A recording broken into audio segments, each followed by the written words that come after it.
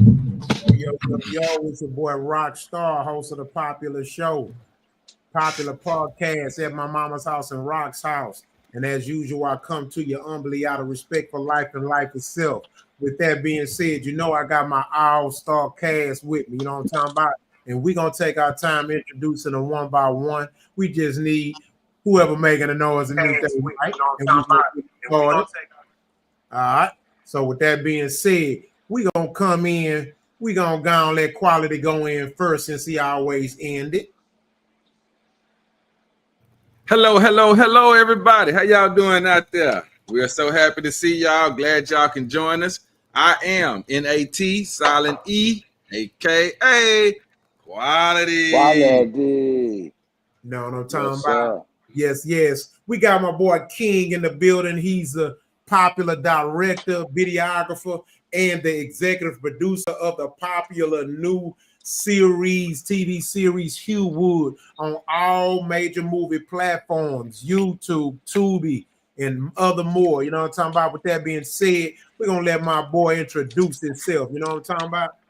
Hey, what's up? Appreciate you, man. What's up, Rock? What's up, everybody? Glad to be on at my mama's house. And yes, Hugh Wood is out right now. Go check that out on Tubi, Awesome TV. Give YouTube some love. Let them know where we at, because we trying to be everywhere you are with Hugh Wood. Been busy with that. Did a casting call the other day. Shot a music video the day before that. Actually, one of the actors that's in the Hugh Wood. He's an artist, so we just shot a music video. And but yeah, no, we're doing good, man. Y'all go check that out. Keep watching it. That's what's gonna keep us relevant. That's what's gonna keep us bringing more episodes. And y'all keep watching at my mama's house too, man. That's what's up. For sure. And Hugh Wood, baby, Hugh Wood. Yes, sir. And we're gonna go and slide up top to the middle. In the middle and on the top, we got my boy Rich Blackman back. Glad to have you back with Miss Your Baby. Yes, sir. Let them know who you is. Hey, man, you know who it is. Rich Blackman, the world greatest nigga. I'm here. Hey, let's go. You know what I'm talking about? And last but not least, we gonna let the dude with the coldest YouTube punchline in the YouTube hemisphere, my boy Big Yogi. Talk to him. Look out, world. Welcome to At My Mama House, where you will get your ass whooped for putting a sip of Kool-Aid in the icebox. Goddamn, you better finish that picture off before you put it back in there, goddamn it. It's your boy Big Yogi checking in, man. Hey, man, he calm. Fuck with a fat boy. Huh?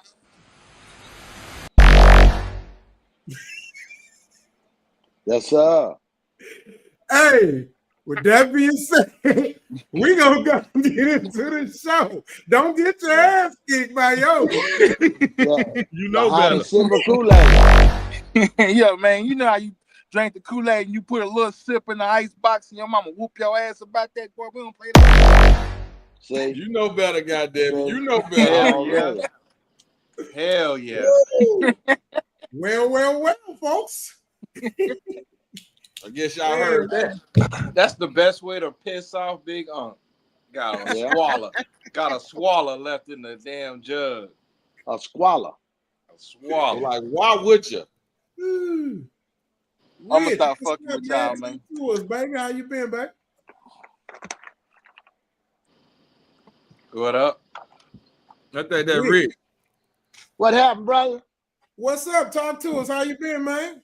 Man, I've been good, man. I'm sorry I missed that day, but I was watching. I was in the comments, man. Hey, why y'all do TBN like that, man? Y'all got to cut it out, man. Oh, shit. Rob, you can't be too hard like that, Rob. He held his own. Yeah, he held his own. I held his own. Hey, King, I saw you shaking him up, too. Y'all tag teaming. They were tag teaming him, Rich. They were tag teaming him last week. Nah, it was individual conversations. I saw you, Rich. I saw your comments after I watched it a couple times. Yeah. Nah, man, that's one thing Rich gonna do, man. Rich ain't here. Rich gonna get in them comments, goddamn it. I see you, big dog. Every time. All the way committed. I'm in. It was a hell of a show. It was a hell of a show, though. Hold on. Since you asking me something, I got one question for somebody on this panel named Quality. I get to you in a minute, Yogi. Hey, man, how you feel about your quarterback? That's all I want to say. I just want to say that. I won't say nothing else. How do you feel about your quarterback? That's all I want to say. It ain't even the quarterback. It's the offensive line, but I'm going to leave it at that. Oh. Quarterback bad, too. I'm not going to lie to you. I ain't going to say that. Okay. Quarterback bad, too. But the offensive line was trash. Yes. Okay. What team y'all talking about? Huh? What team y'all talking about? Hey, that boy beat up. Hey, that boy beat up goddamn Baltimore yesterday. Longhorn. Yeah. Oh, you talking about? Let's move on though, because that right there gonna hurt my feelings. Let's just move on. I'm talking about the Longhorns. Look at Tammy. Oh, just talking about Tammy, man. Hey, we baby. were just talking about you, Miss LaTammy Watt. We were just talking about you. Boo boo. I love Hey there. How you doing? I want Miss LaTammy Watt to come and join us, man. We want to have some conversations with you. She was on Team TBN. Yeah. Hey, I told you, hey, T-Ben, hey, agree or disagree, T-Ben was handling his business, though. Yeah, she was Team T-Ben. Yeah, she was. She was Team T-Ben last night. She was riding with him, yeah. We want you to come and talk to us, Miss Watt. We want you to come on the show. Stop being afraid of her. We don't bite. I ain't gonna lie. You look like you'll whoop our ass, though. I don't give a damn. Bite or not. You look like you'll fight back. Cousin is just 5 days a week. I know I look like she'll fight back. She ain't playing. But that's okay. She ain't got to tell. I know I low key is. There you go, right there. She bite back. What y'all say? Bite back. Oh shit! We want to thank you for just being such a big supporter. Absolutely. If you can do it, then plenty other women can do it. You are the wife of the legendary, one of the greatest DJs in the world. So shout out to Michael 5000 Watts. I claim blessings on him. He should be healed by now. If not, then we claim healing on my boy. You know what I'm saying? Yes, Michael 5000 Watts is my cousin. You know what I'm talking about? So shout out to my wife and Boo Boo. H-Town, baby. Shout out. Tipping on 4-4. Wrapped in photo. Tipping on 4-4. They don't know nothing about that shit, man. You know what I'm talking about? Hey, Timmy, I gotta get on this whatchamacallit. He do that cipher thing. You gotta hook that, make that happen, baby. I'm ready to do that Homestead holiday on that thing, man. Yeah, that's a dope track. Yeah, appreciate it, man. I ain't gonna lie, that track so dope. You know, we still playing that. Record. Me and Yogi. We get up in the truck together, dog. We get the jamming on your ass, Rock. You don't even know it, man. You don't even know it. We be jamming. Hey, man, when I walk in that gym, put them AirPods in, that's the first song that's getting played, bro. That's what we playing. Yep. Appreciate that, dog. Straight up. I'm gonna squeeze it in Hewwood. I know I am. I already know it. Oh, hey. It's already signed off. Look, I'll let my distributor know ahead of time. Hey, when you get that flag, release that flag. Hey, man, look, hey, man, whenever you're ready for an At My Mama House podcast remix, call Big Yogi. You know what I'm talking about? See? Oh, that'd be dope. Big Yogi, he's the plug. He's the real plug. Because he gonna plug. The real plug. Look, he got another slogan now. Hey, man, look, man. I was always taught, man, closed mouths don't get fed on this boulevard. You hear me? Yeah, it is. Yeah. That is. Wait a minute. How you gonna choose when not to cuss and when to cuss? Y'all hear that shit? It's a light switch, nigga. That bitch work. I cut it on and off. You hear me? Wait a minute. First he cuss. First he say he gonna kick your everybody's ass. Then he gonna say for you motherfucker boys. Yeah, I like that. That's just how he is, man. Every minute you get a different version of him. But that's versatility. Hey, listen to quality. He been dealing with my bullshit all my life. All his life, man. Every other day is gonna be a different version of him. Well, not every day, every other minute. Yeah. All right, so look here, man. We're gonna go and get into it. We got the crew here. We got most of the crew. Shout out to Ben. He couldn't be here. Family in town visiting, so he got to cater and entertain them people. So Ben. Shout out to Ben, man. Great debate, epic debate the other day. Epic. Yes. Me and King was talking about it. We had a 30-minute, 40-minute talk about it. He was like, if it's any clip gonna go viral, it's definitely gonna be that one. Or should be that one. I'm expecting it. I am gonna chop it up some more to add to that, but it was very powerful. That was a very powerful episode, bro, for real. It invoked conversation and thoughts in the minds of the YouTube watchers, and that's what we need. That's exactly what we need. That's what we're here for. Agree or disagree, we are provoking thought, and that's the goal, bro. You know what I'm talking about? So with that being said, we're also showing the YNs that you can have a disagreement and not harm each other. Exactly. Like, you know what I mean? Like, bro, it's real. You know what I mean? Still be civil. Yeah, exactly. So with that being said, we're gonna go and get into the icebreaker. Mute your mics, playboys.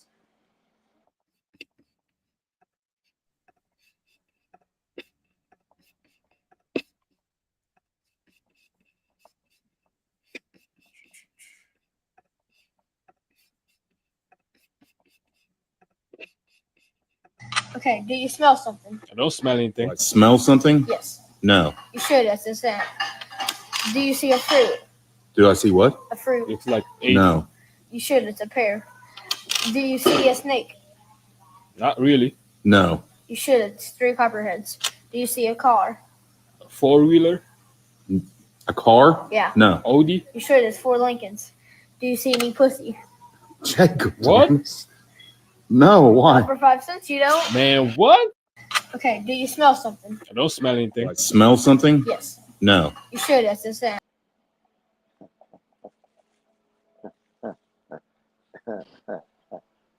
I like it. I heard that. That was a good one.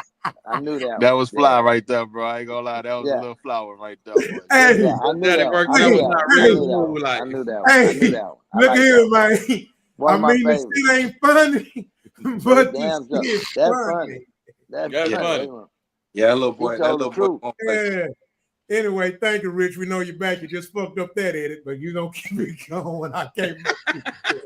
I can't. I fucked that. What I said. What I said. It's It ain't okay. funny. We It miss ain't you. funny. Oh. It's okay, my nigga. I got 1 million of them clips. Hey, look, I just like to say we like to welcome back the world's greatest nigga.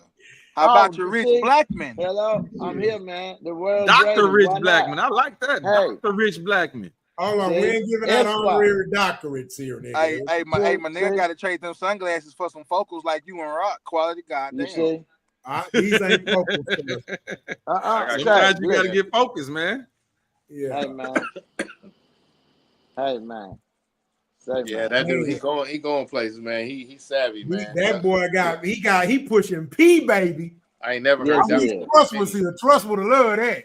He said, do you see? You should. This is.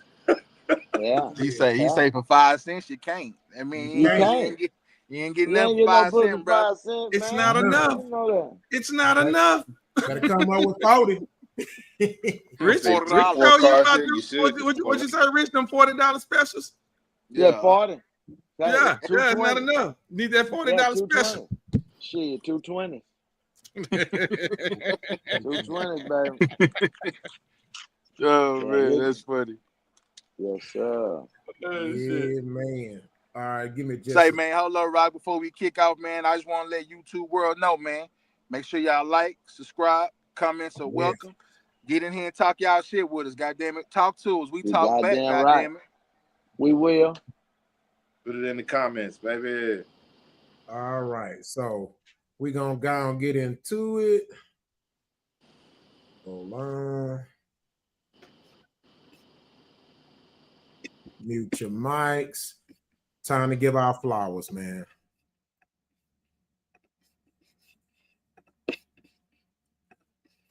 All right. So today, we're gonna give our flowers to Miss Marion Cook. She is the Black woman who invented the technology for Zoom. With that being said, let me give you a rundown on her.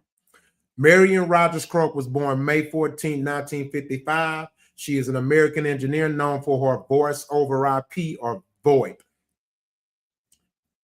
Croak worked for 3 decades at Bell Labs and AT&T, where she filed over 200 patents, and has worked at Google since 2014 as Vice President of Engineering.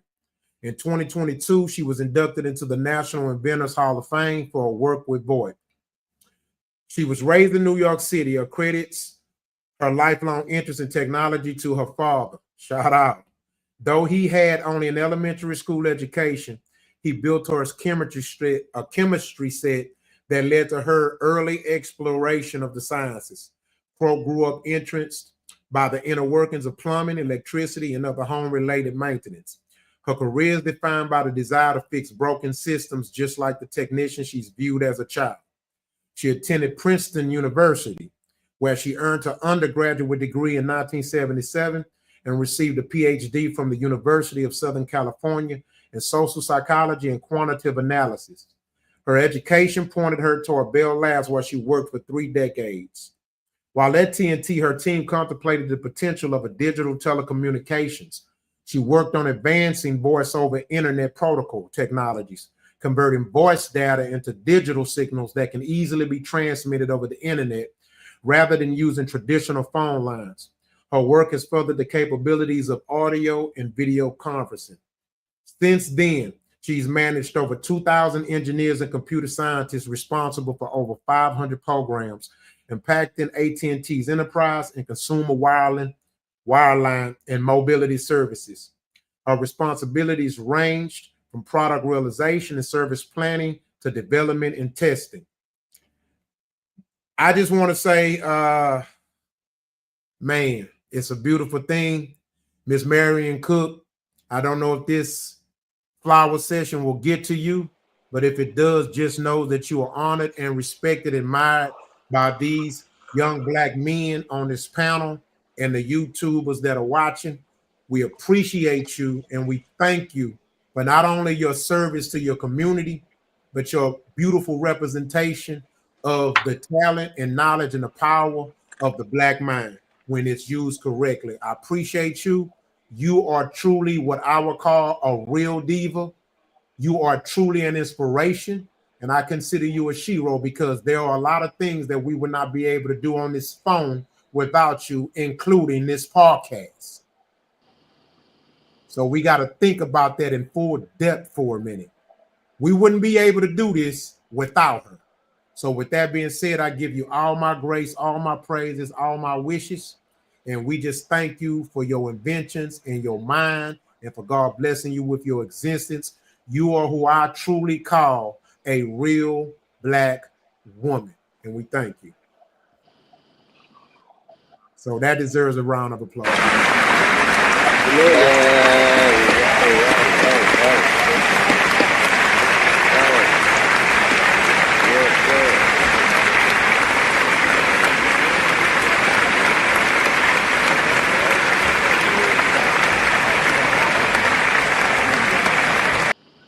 All righty, man. Anybody would like to say something short? Because I think we should all, if anyone chooses to, just say something if you want. Doesn't matter if you do or not.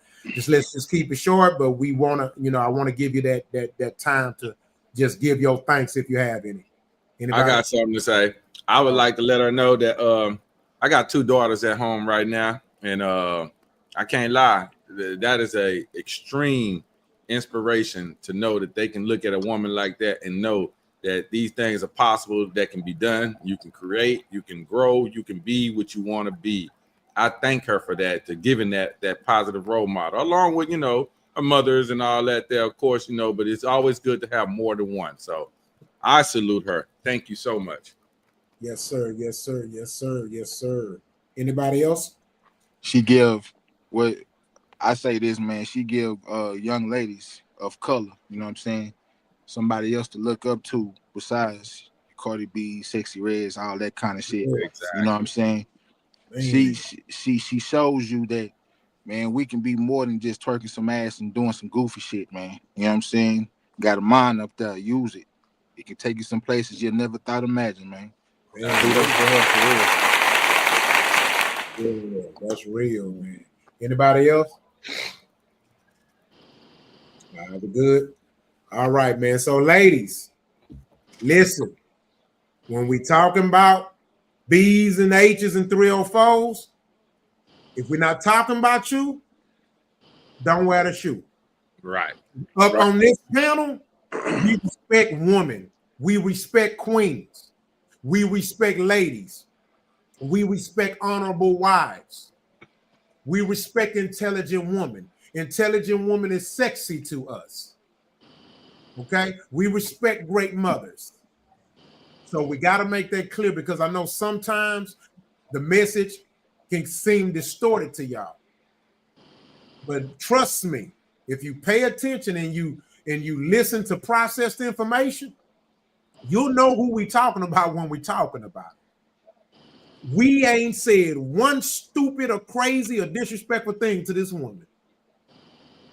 Not one. Now ask yourself why. Ask yourself why. She out here doing good things, you know. She ain't out here thotting and shit like that. She be doing good things. She had to go through the same hurdles that you probably had to go through. So exactly. Yep. That's why I had nothing to say. And she not leading with her ass. She leading with her meaning in her heart. Right. Both of y'all. Right. Both of y'all. And then the crazy thing about it, man, she sound like she invented some of the technology y'all use to push bullshit. Yeah. That's crazy work. As a man and looking at this, it's a thing. Couple of things caught my attention. Me, and that she was basically in a male-dominated field and didn't use no masculine energy. She looked like a lady. She stayed a lady amongst men and did her work. See, a lot of times women think because you're with men, you want to turn to the men and the masculine. I admire those women that stay women and stand with men.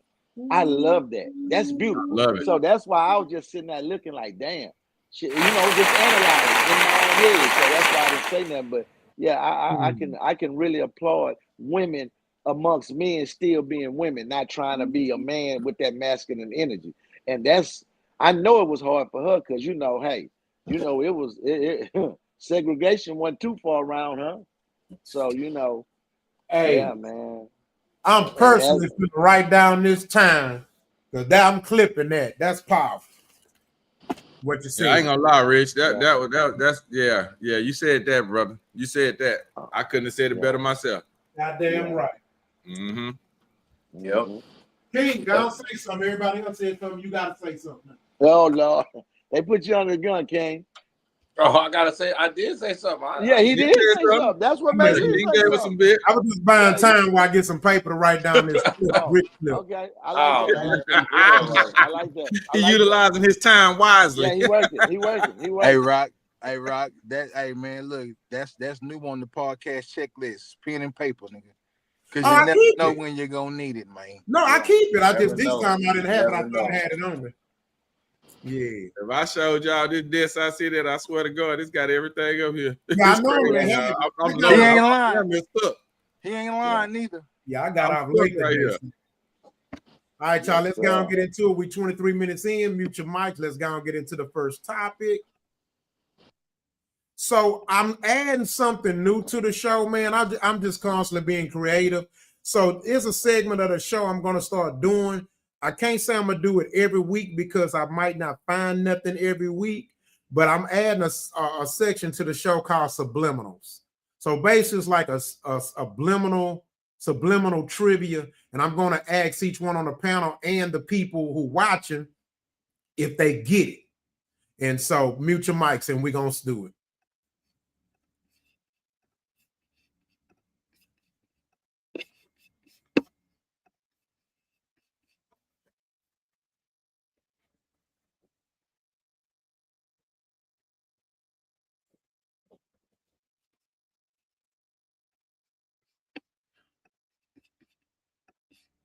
I don't do shit for no clouds. I don't fake the fame. Yeah, I was born at the top. Won't do that to maintain. I'm well respected in my city. I let my chain hang. I pray a nigga don't try to snatch it like Chicky Bang Gang. Yeah, I can fuck on your main thing, but I won't plain Jane. Color diamonds in my pinky ring. That bitch say gang gang. If his pops was really that guy, taught his son the same thing. Think I'm trying to crash out in this one. I'm taught to switch lanes. Yeah, I'm on the quality over quantity. I got 3 real chains. Learn from the best, got real game. Love all my dogs, they put in pain. Say he got stripes, must be a Z. I'm a lion, top of the food chain. Yeah, I move humble until they speak on me. Now I'm outside with the gang. And I'm still that same nigga dollar. Stand on business solo. Niggas only barking with they dogs. They cry out when they dollar. Yeah, that's the mafia. That shit too hot. We don't slide in stolos. I know so much that shit'll be dangerous if I ain't have self-control. Niggas be quick. All right, so let me read a few super chats first, okay? I mean, not super chats. Let me read a few of the comments. So this is King's Instagram. So this is what he said. He said, my damn license suspended for 6 months. I'm going to be getting driven around for a minute. Comment bang, bang down below for me to DM you the song link. Conquering_dream said, ooh, now this the flow. King, keep Damani as your driver. He's, god damn it, he done told it. He's steering you in the right direction. Fuck it, he done fucked it up. Anyway, go ahead. So I done fucked up the first subliminal, y'all. Damn. Fucking reading them comments. God damn it. Stay away from the comments, man. Most stuff ain't gonna be like that. But since we all know what the subliminal is, I found that interesting because before I read the comments, it hit me.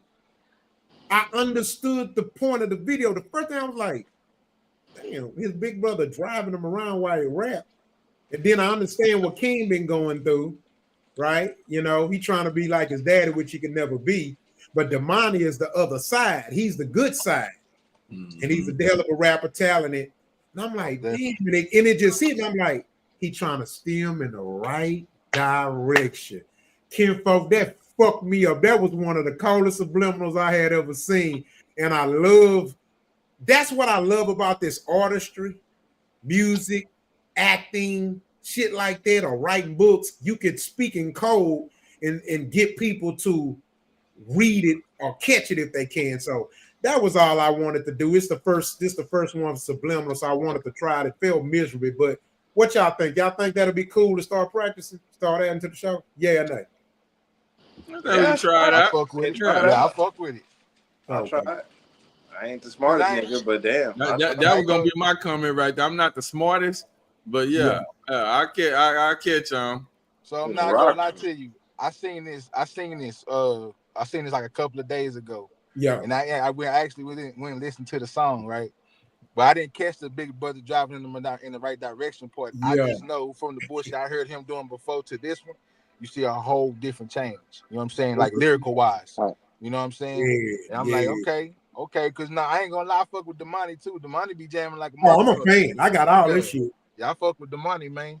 So I didn't catch that subliminal at first till you said it, but then you said it, I was like, you know what? You're so fucking right. Hey, Rock. I like that though. That's a good look. Yeah. Hey, Rock, if we not growing, we dying. So always add, if we not growing, we dying. You know what I'm saying? We never know.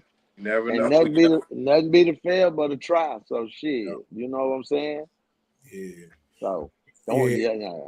And let this be a lesson to the youth out there, man.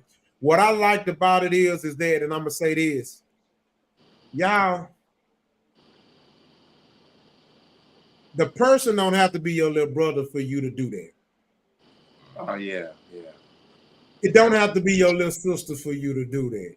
It don't have to be your little cousin for you to do that. Man, look, everybody ain't got that. Everybody not blessed to have that type of big brother. Everybody not blessed to have that type of big sister. Everybody not blessed to have that mother in their life or that father in their life. Man, if you and I'm gonna stress this, right? Because y'all know how like me and King think, right? I ain't trying to say these things, but man, when you see somebody out there who may be astray and they may be living that wild life, but they're screaming for help, man, help them, dog. Because when they screaming for help, that mean they want it, dog. It's different from the ones who said, fuck this shit, fuck life, I don't give a fuck, nigga, I want to buy. Nah, I can't say that. It's somebody for them. But man, when it's people out here who are begging for you to help them, who are screaming it through their actions and stuff, and they are saying it in their words, them the ones you really want to grab, bro. You know, it's the difference between a nigga that don't want a hug and a nigga that want a hug. Shit, big difference. Big difference, man. That's right. You know, and so let's sometimes that hug, man, that hug might be the thing that get them on their path, man. Cause sometimes niggas just need love, man. And as men, bro, it's a fucked up thing for us because, man, I don't fuck that on. You know what I'm saying? But sometimes niggas just need a hug, man. You know what I'm saying? Yeah. You don't know, man. Nigga just saying, hey, what's up, bro? How you doing? You good? You don't know how much that'll change a person's life, man. Yeah. Straight up. Yeah, and I want to add this too, Yogi. I had a daddy in my life, right? But watch this. Even though I had a father in my life, I still credit other men in my life that helped shape who I became. My coach David. I cannot. This man is so valuable in my life, bro. If something happened to him, I go crazy. He not my daddy. You know what I'm saying? Like, it don't have to be restricted to your daddy or your big brother. Man, it could be your coach, Coach Spivey. If anybody know about the North Forest District, everybody know on the north side know Coach Spivey because them niggas was lady killers. 6'6", swole, handsome. They was educators and coaches. Rich know about them. Yeah, you know about Coach Spivey them? You see what I'm saying? But man, hey, Coach Spivey was so instrumental in my life. Still talk to him every now and then. Coach David, still check on him. He check on me. You know what I'm saying? So, you know, and then some of my friends, you know what I mean? So, you know, that type of stuff matters. So I don't want, you know, I'm saying this because sometimes you got a lot of the youth, they make excuses. Why my dad ain't one in my life, so fuck everybody. Nah, that's a choice. Yeah. That's a choice, my nigga. What about the other men that then try to be something in your life or to be there for you in your life and help you? You know, sometimes we run motherfuckers off. Hey, what about the notion of my daddy wasn't in my life, so I'm gonna be better than my daddy and be here for myself? That too. Yep. You definitely correct. Yep. I totally agree. And you know, and I say this, man, when you talk about fathers and not being there, I promise you, you need to go sit down and talk with your old man one-on-one and get the real deal, get the real spiel so you can understand from his views when you grow up. Because when you see it as a child, it looks different. But if you see it from a man's view, once you grown, you might understand a little better. I'm not saying that's the case. I'm just saying I think every child ought to go talk to their father. I'm an advocate of that because you'll find out a lot. I'm not saying because he could be appreciative, but I think you owe yourself that to go talk to the man who balls you came out of just one time. Go ahead, King. At least try to get some kind of understanding of the man. Yeah, I just want to see, you know. Oh, for sure. Come on. What you say, King? No, I was saying I definitely agree, and I would like to say, yeah, you should go talk to your father, and then when you do graduate past that level, and you do you know, in your adult life where you kind of got some maturity about yourself a little bit, you know, you don't bump your head, you can, and you do it then. I gotta say, even after that, the whole time it still has to be kind of a little bit of a two-way street. You know, that father got to be receptive to be there. Yeah, for sure. Yeah. There's a lot that goes on that there's fathers, you know, in the ages of 50, 60 years old. Son is 30, maybe 48 years old. And it's like, you got some ain't gonna get it. I get it. It's hard, you know, and you see that guilt on them, and you trying to take it off like, hey, you know, let's just be men. Let's just be friends. We ain't gotta even call dad. Let's just be, you know, be friends. Yeah, niggas gonna have a bill a little bit, you know what I'm saying, a few times or something, you know what I'm saying? So yeah, I always want to add that in because I do like what you say, Rich and Rock, what y'all do be saying about, go get your dad's point of view. I get that because I know a lot of us been neglected on the sense of like taking the mom's point of view because you might have been raised by your mom. Most of them is gonna be straight up, not all. Yeah. But I can say most of them niggas gonna be like, sit your head down, nigga. I'm glad you brought me. Let me tell you. Because my damn show broke that shit down when I became of age. That nigga broke that shit. I'm like, see, man, she do the same shit to me, Dad. I'm gonna come from a different perspective of it though.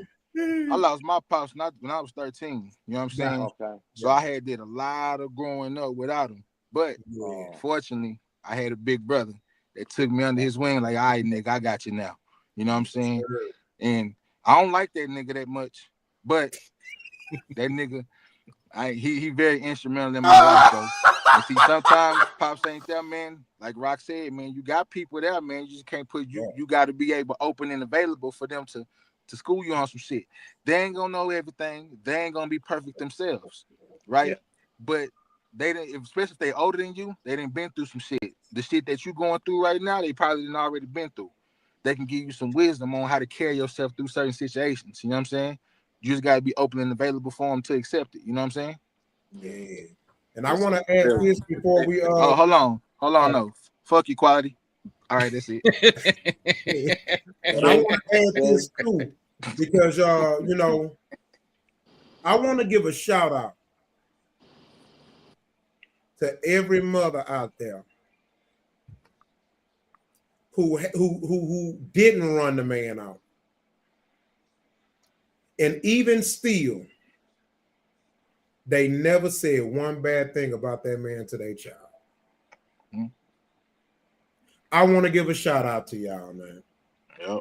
Because you know what? A round of applause, man. Man, say, bro. Hey,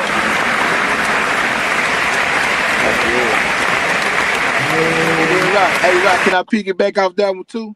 Yeah. When mama do break up with daddy and that new man coming to the picture, man, all niggas ain't bad, bro.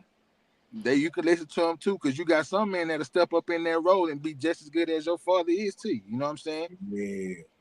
Shout out to the stepfather, bro.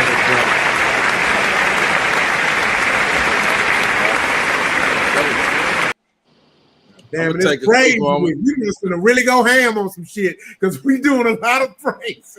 But no, that's good. That's a good thing. We need uplifting in the community. Yeah. Right now, the climate is that. I think they need it. You know what I'm saying? Because we be hard on them. You know, it's all right to okay. Next week we back on y'all ass, but this week y'all enjoy. We made in the show. I was finna say made in the show. We gonna be back on that new shit. Remember what Mama used to say before she whooped your ass? Okay, yeah. Wait a second. This Cardi B conversation coming up. Don't worry, we finna switch it back. Don't worry, we finna switch it back. What's that word? Wait a minute. What Mama used to do after she whooped our ass? Now come here, give me a hug. Come here, give me a hug. Give me a hug. I won't hug you. You beat the shit out of me. You won't hug me now, man. I'm good now. Hey, nigga be in mama arms. Yeah. And then she come and ask you, what's wrong with you? You just beat the shit out of me. She just fucked me up. You know what's wrong with me? I'm going to recover. I thought that was just my mama. You still holding the belt. You still holding the belt. Asking you. Oh shit, that's funny. Like, what the fuck you crying for? You just beat the shit out of me. Yeah, they get the crying. Yeah. I beat your ass. Y'all didn't want to whoop the shit out of you. I beat your ass because I love you. Mama, that ain't love, that hurt. Shit. Straight up. Boy, I thought that was just my mama, boy. God damn. All right, let's go get into it, man. Good shit. All right, mute your mics.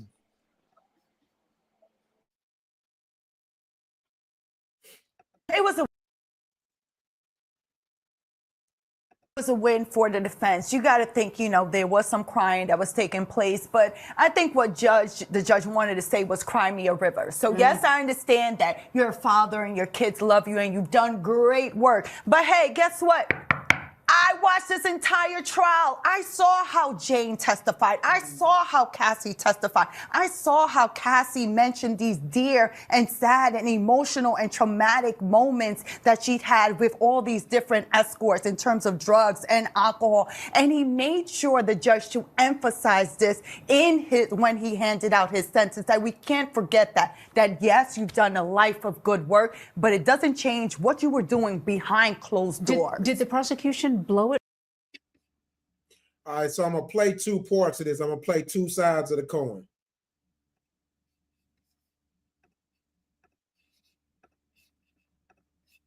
All right, yeah. Cassie Ventura should be in jail. And honestly, I don't see why Diddy was in jail. If Diddy should have been in jail, it should have been for something like abusing Cassie. But it took me some time to come up with this video because I wanted to make sure that what I was seeing was correct. And I don't know if y'all saw the same thing, but based on testimonies, Cassie was pretty much the ringleader. Diddy was sitting in the background, yeah, having a good time, enjoying himself, watching Cassie do weird stuff. But realistically, they said Cassie gave them the money. Cassie contacted them. Cassie opened the door. So it's just kind of like Cassie was in the acts of doing things. I didn't hear not one person say they saw Diddy have sex with anybody.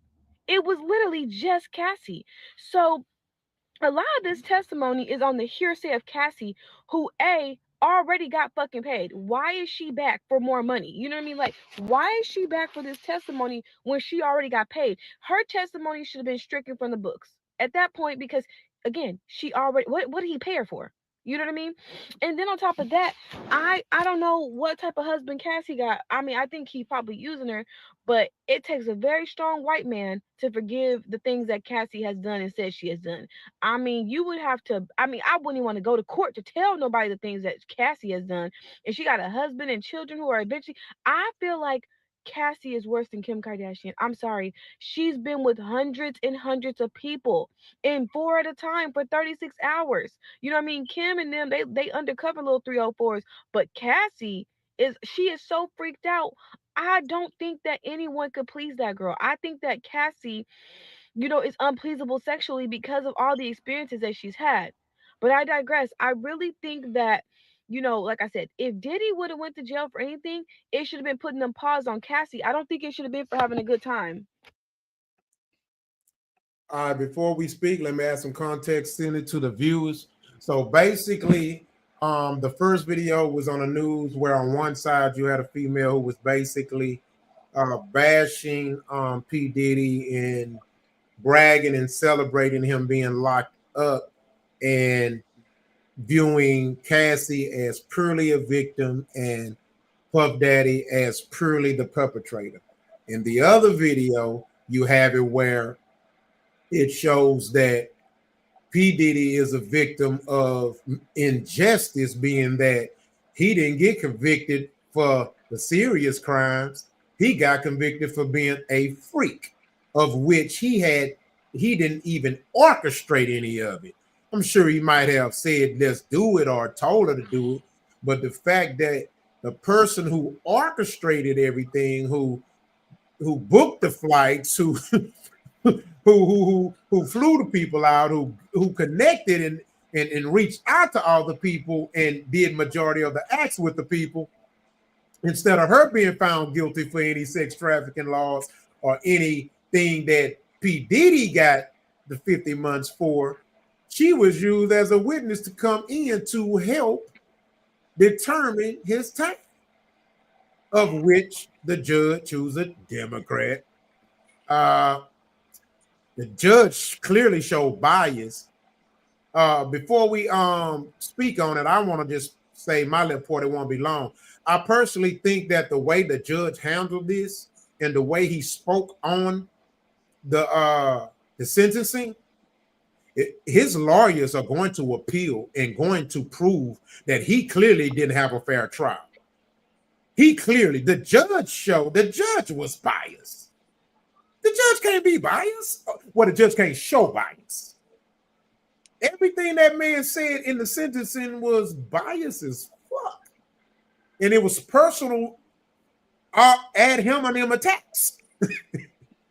So with that being said, let's talk about it, guys. You got the floor. Who want to go first? We grown, so I'm gonna let y'all choose who want to go first. Rich, get him, Rich. Get him, Rich. Listen. I'll go second. Listen, I'm on the second video side because the court of law. I feel about that the way Rock feel about his freedom of speech. You know what I'm saying? If you just gonna do anything now, goddamn, what we got a court of law for? You know what I'm trying to say? Ain't no first offender for a non-violent offense that didn't partake in anything got no 4 years for shit. I never heard of. I done seen people kill and do hellacious things. They get probation because it's their first offense. And this dude, we see that after him for something that we don't know about. But that's all that is. Because like Rock say, that judge never supposed to say advice. It wasn't even supposed to be no speech like he gave talking about, because I seen the video, there's no way I can get that out of your head. And the women you done harm. The women told you on stand they still love this nigga. The girl was pregnant and had a baby and said, I wish I could satisfy you like you like to be satisfied. I'm like, what more do you have to do? Don't get it twisted. I'm not saying he's an angel. I'm not saying he's a saint. I'm not saying none of that. I'm just saying, if you go through with the procedure and you beat them, man, sentence me fair. Because I had my day. Y'all could have hung me or did whatever. I beat y'all on the RICO and all that stuff y'all had. Don't give me a fair sentence, man. But you know, hey, let me say this. 50 months, it's bad, but it could have been worse. They could have gave him the whole dime, but, like you say, Rock, I'm sure his lawyer's getting paid enough to where they going to get on that because everybody said that Cassie should be tried for the sex thing because she would call him, she would pay for him. And the guy said that. They said they never had no interaction with him. They just saw what he was in the corner doing. So, it's fucked up, but, and it's just because some women want to do something. You take a man from his family and all this here and business just because, and you got paid $30 million. It's crazy. It's crazy. But this is where we at, man. This is the world we living in, y'all. Hey, your rights being taken away right in y'all face, man. Yeah, trust me.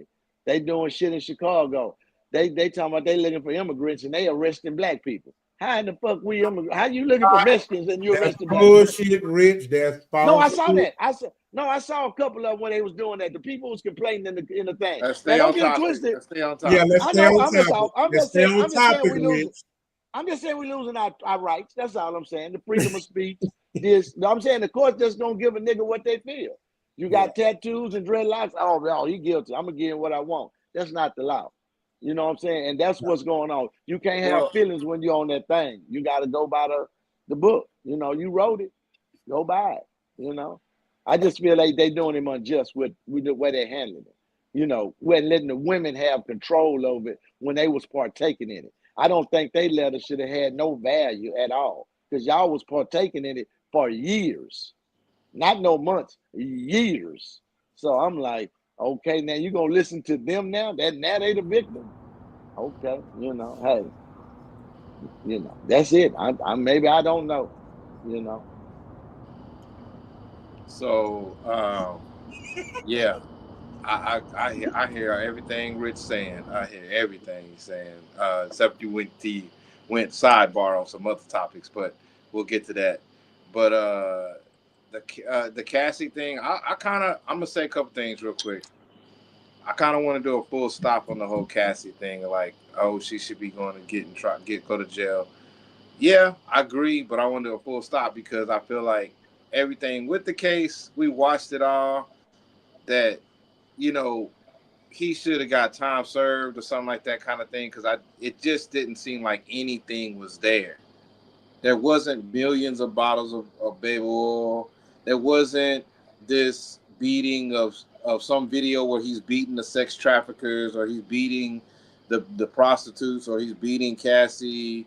None of that was shown. And then, like y'all just said, Cassie was the one, on that video, girl said that Cassie was the one seen making the calls, paying the payment, all of that. In that first video, my God, because I didn't really know much about. I just kind of tuned the Diddy thing out because there's far more fucking important things in the world than 50 fucking months Diddy or all that, whatever. But at the same time, when I listened to the media, I knew it. That's why I watched the case like I did. I knew it. And it just sickened me. It sickened me to see the mainstream media do the same thing. And then I was like, the C was ABC. They just got to crack down. What's his name? Stephanopoulos, whatever, had to go and kiss the ring. They had like fucking he had to pay $60 million or $2 million or whatever ABC did. But here we are, it's ABC that's ready to salaciously tear down this guy that he didn't. Those weren't even the charges. They're making it proud that he had a video where he beat Cassie, so he had to be punished. Those weren't the charges. So they were asking for 11 years, and he should be glad because he got 5. Those weren't the charges, and it should. It's like it got us in this position where they get to say, "Oh, you're defending and arguing for a pedophile or a person that's doing something dumb," and it's like he's done none of that stuff. He's done none of that stuff. Like Rich said, we've seen people do far less, get probation, time served, house arrest, especially people at that level. Like y'all did tell us he was a billionaire at one point in time, if he's not still, you know what I'm saying? So I'm super highly disgusted with mainstream media. And I say that coming from the depths of my degree, $108,000 to go into broadcast, digital filmmaking and producing, and graduated at the top of my class. I am utterly fucking disgusted with ABC, NBC, whatever the fuck I'm disgusted with y'all's angles, bro. Plane landed. So let me say this before somebody else speaks. I just want to add context in the conversation. I just want to give you a stat real quick. So in the state of New York, the punishment for prostitution and or patronizing, which means the trick, the punishment for it is a Class B misdemeanor, punishable up to a maximum of 90 days in jail. So he's getting 50 months for something that everybody else can do max 90 days. They was making an example out of him. This is insane, bro. It's insane, man. So can I ask y'all the question though? And this is the piggyback off what King Take was, right? Would y'all say the media hyping it up the way it did was the reason he got this sentence? No. I mean, I ain't gonna lie. I say the media played a major part in it because they was talking about a lot of shit that, I mean, me personally, I haven't watched the case. You know what I'm saying? I'm with King, kind of tuned that shit out because, but I watch platforms, you know what I'm saying, where they were interviewing the sex workers and shit, right? Yeah. And from what they were saying, Diddy ain't have nothing to do with it. All Diddy did was sit in the corner in a fucking disguise. They didn't even know who he was at first. Cassie was the one doing everything, the bookings, the callings, getting mad at them if they didn't do shit right. You know what I'm saying? So like if Diddy got hit up with all that time and she didn't get no parts of no jail time, I think that's fucked up. You know what I'm saying? And then like the woman on the first video you showed, man, that's just a woman power shit right there. But you gotta call out shit when it's wrong, man. And man, from what it sounds like, man, everything that happened with Diddy, bro, sounds like something from a scorned woman. You know what I'm saying? Like, I guess he didn't do nothing that she didn't want her. This is just my opinion. He didn't do something he wanted her to do. She was a glorified side chick. Whatever it was, man, she set that man up for the okie doke, man, and that man got 50 months because of it, man. I just think it's a bunch of bullshit. I ain't got too much to say on it, man, because they wrong for the shit. Yeah. Let me respond to the question even and the statement. So you're definitely right. The media is going to always have some type of effect on the case, whether it be for you or against you, whether it goes your way or not. But let's understand, it's similar to the R. Kelly case, even though it's not the same, right? Because These were consenting adults that Diddy was dealing with. Right. So none of this was a problem until he pissed some people in power. You got to think about what he was doing the last 5 years, last 3 years, last 2 years. He was bringing people together he was bringing black people together to create their own political party. He was reaching out to black people in politics who was down to do that. 2, he was also suing a major liquor company that owns 90% of the liquor market. Owns 90% of the spirit market. 90. And when he pissed them off, or a combination of, that's when the domino effect came. So it's definitely some closed doors above ceiling type shit going on. You know what I mean? It was some powers that be. You got to think about it. These guys got connections in everywhere. Politicians, judges, they got all kind of people in bed with them. So it definitely played a big role. Yeah. All right. So another question, right? Including the media. So it's a combination. This is some greasy Guido shit. So that's another question I have too, right? Like I said, I didn't watch the trial, and for those who did, I just need this question asked. So the media say like basically his parties was wild sex parties that had videotapes, the baby oil that they found, all the other shit that had nothing to do with what he got charged and convicted for, right? Where's all that shit at now? Because you guys, like, man, bro, when that shit first came out, that shit was a fucking media circus, bro. The people that was involved in it, the different videos of the different people, and the people that they were saying was like politicians, like they had some names up in the mix of that shit, bro. Where's all that shit at now? It's in the FBI vault where it's been the whole time. Yeah. They've never shown that shit. So get it straight that I'm not public. I'm not talking to Yogi, but public understand. I'm not saying that there's not any videotapes of politicians or whoever on the tape with Diddy. I'm saying we didn't see anything through the court. We didn't see no still images. We didn't see no video images or nothing. No baby oil being poured down. None of that. Did we see some dumbass shit with R. Kelly when his shit was going down? Have we seen videos before the court of R. Kelly's going down? Yeah, we had. With some underage, yes, we had. Unfortunately, that's crazy. But in this trial, no, we didn't see none of that. Nobody dispersed none of that. We just heard the witness testimony, and that was so goddamn vivid and so damn gross from what Cassie was doing. And the girl, the other 50 Cent, all these, man. You know what's crazy about this? Diddy was just sitting back. How you charge somebody for being a freak, but you let him slide on the charges for bombing a nigga car? Right. The fuck? Okay. All right. I'm on the other side of this, y'all. So, and I think I'm listening to what all of y'all are saying, and I understand, and y'all are all right. Once again, I'm always gonna be that one to where I'm not saying y'all wrong, because it's two rights can be right here, or two, ain't no wrong answer here. It's your opinion basically, or what you think probably transpired. But anywho, what I'm getting at is this. Yeah, this court thing ain't right, but I think in this particular system that we live in, it ain't gonna never be right, because it's not built to be right. It's built for high-powered people to control what they want to control.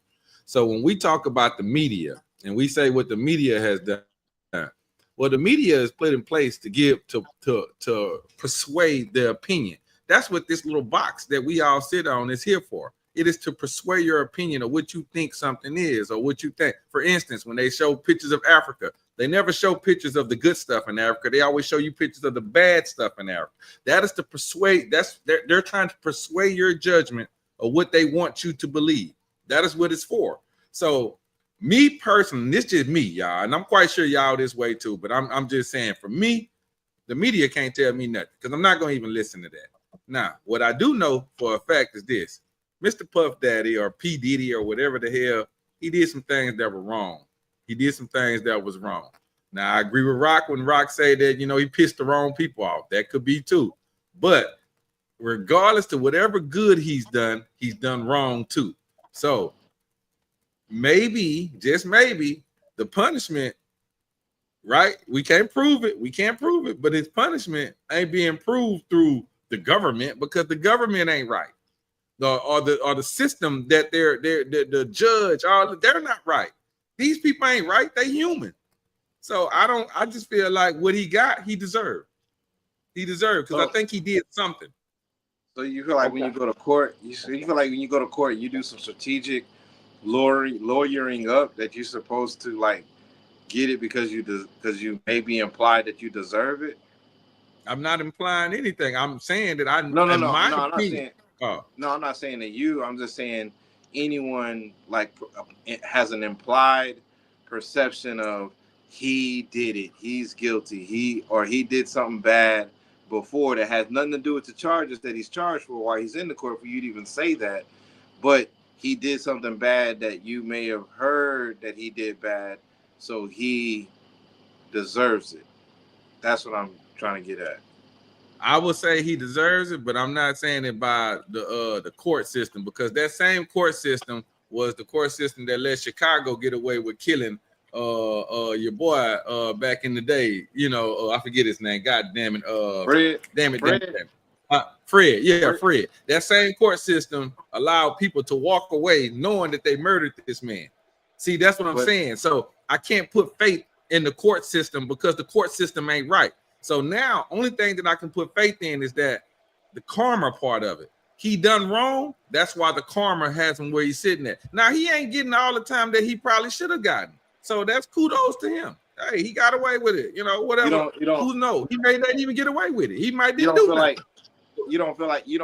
I get what you said. You don't feel like that. I don't believe in getting his houses tossed, being in jail for a year, being humiliated on the entire world screen for a year straight, people hearing his insides of how he likes cum rubbed on his nipples. You don't feel like all of that information being revealed is enough to say, yeah, he probably is getting a mirror in his face as far as the morality part of it and the karma part of it of like, nigga, you're a freak, you're living a freaky life. But again, it's like, how is there a limit to being freaky in America? Is there a limit to, I'm talking about legal shit. I ain't talking about illegal shit.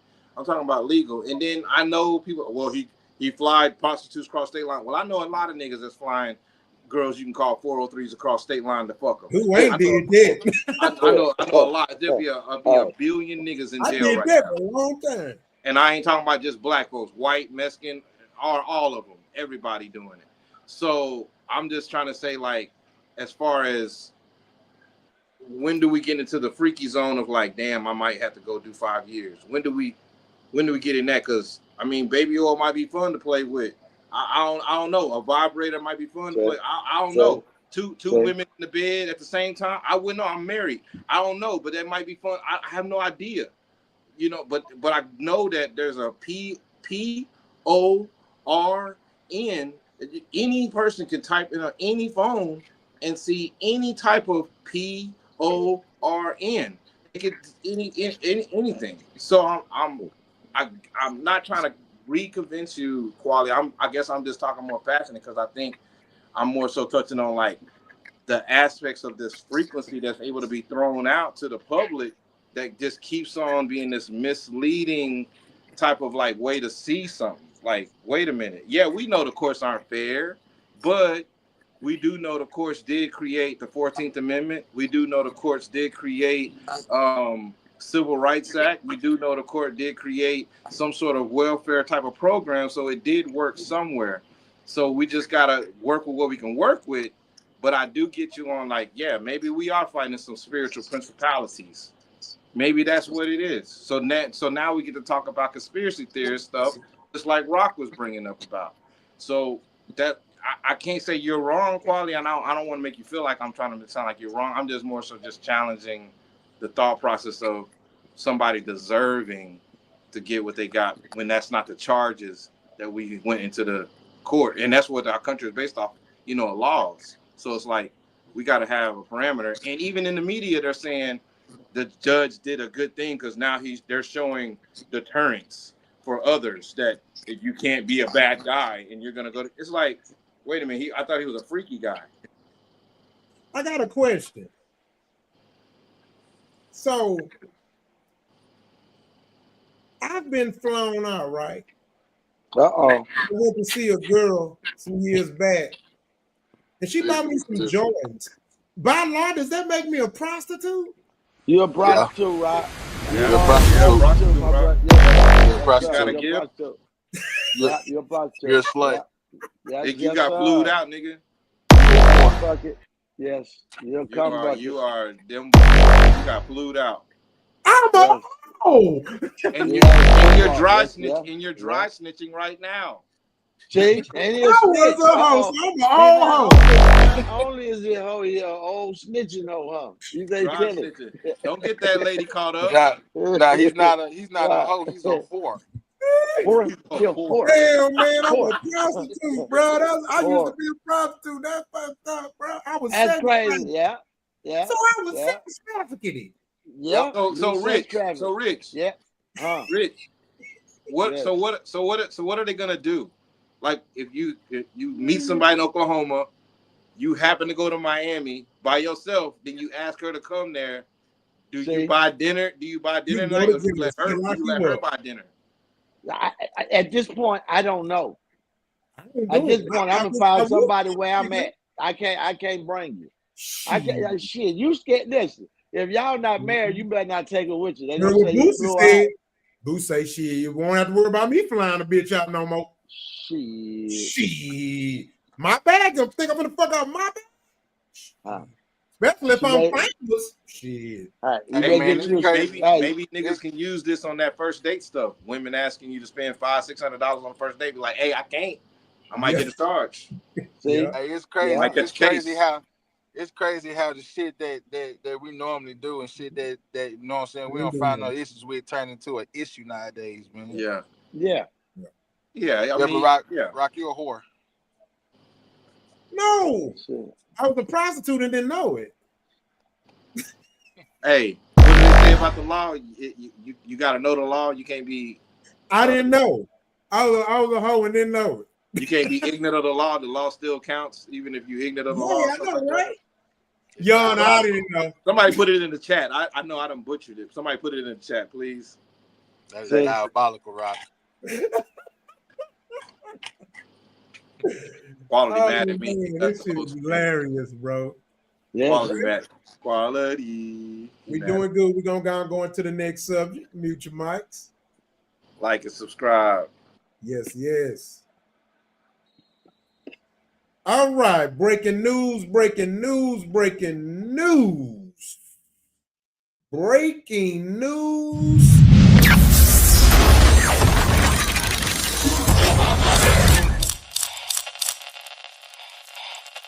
In breaking news today, Cardi B has finally accepted to pay Offset spousal support. Cardi B is allegedly currently worth $101 million. This means they will allegedly share everything 50-50, but guess what? Offset is asking for 70-30, allegedly. He says Cardi left him with the kids, went out and got pregnant for another man when they were still legally married. He is asking for 70% of everything, allegedly. Moral lesson, this is the first time a man is doing it. Many women think Offset is not a real man. So, Dr. _Swang says W for the men button. Q Bank said F that, run that bag up, King. Top wristwatch say he is the greatest man, in fact, Superman. Well done, my brother. Men, we winning this time. Boy, the comments is crazy. _stone.rr says, but it's okay when women do it, but question mark. City Boys up 1,000, hand clap. Sky NY World _ says, that's right, Offset, get that bread and leave. That's a woman saying that, by the way. For Zig said, hope he win it all. Got him mad. City Boys up on the scoreboard. Donna Daughter Tisha says, He cheated the whole marriage. Why do he thinks he deserves 70-30?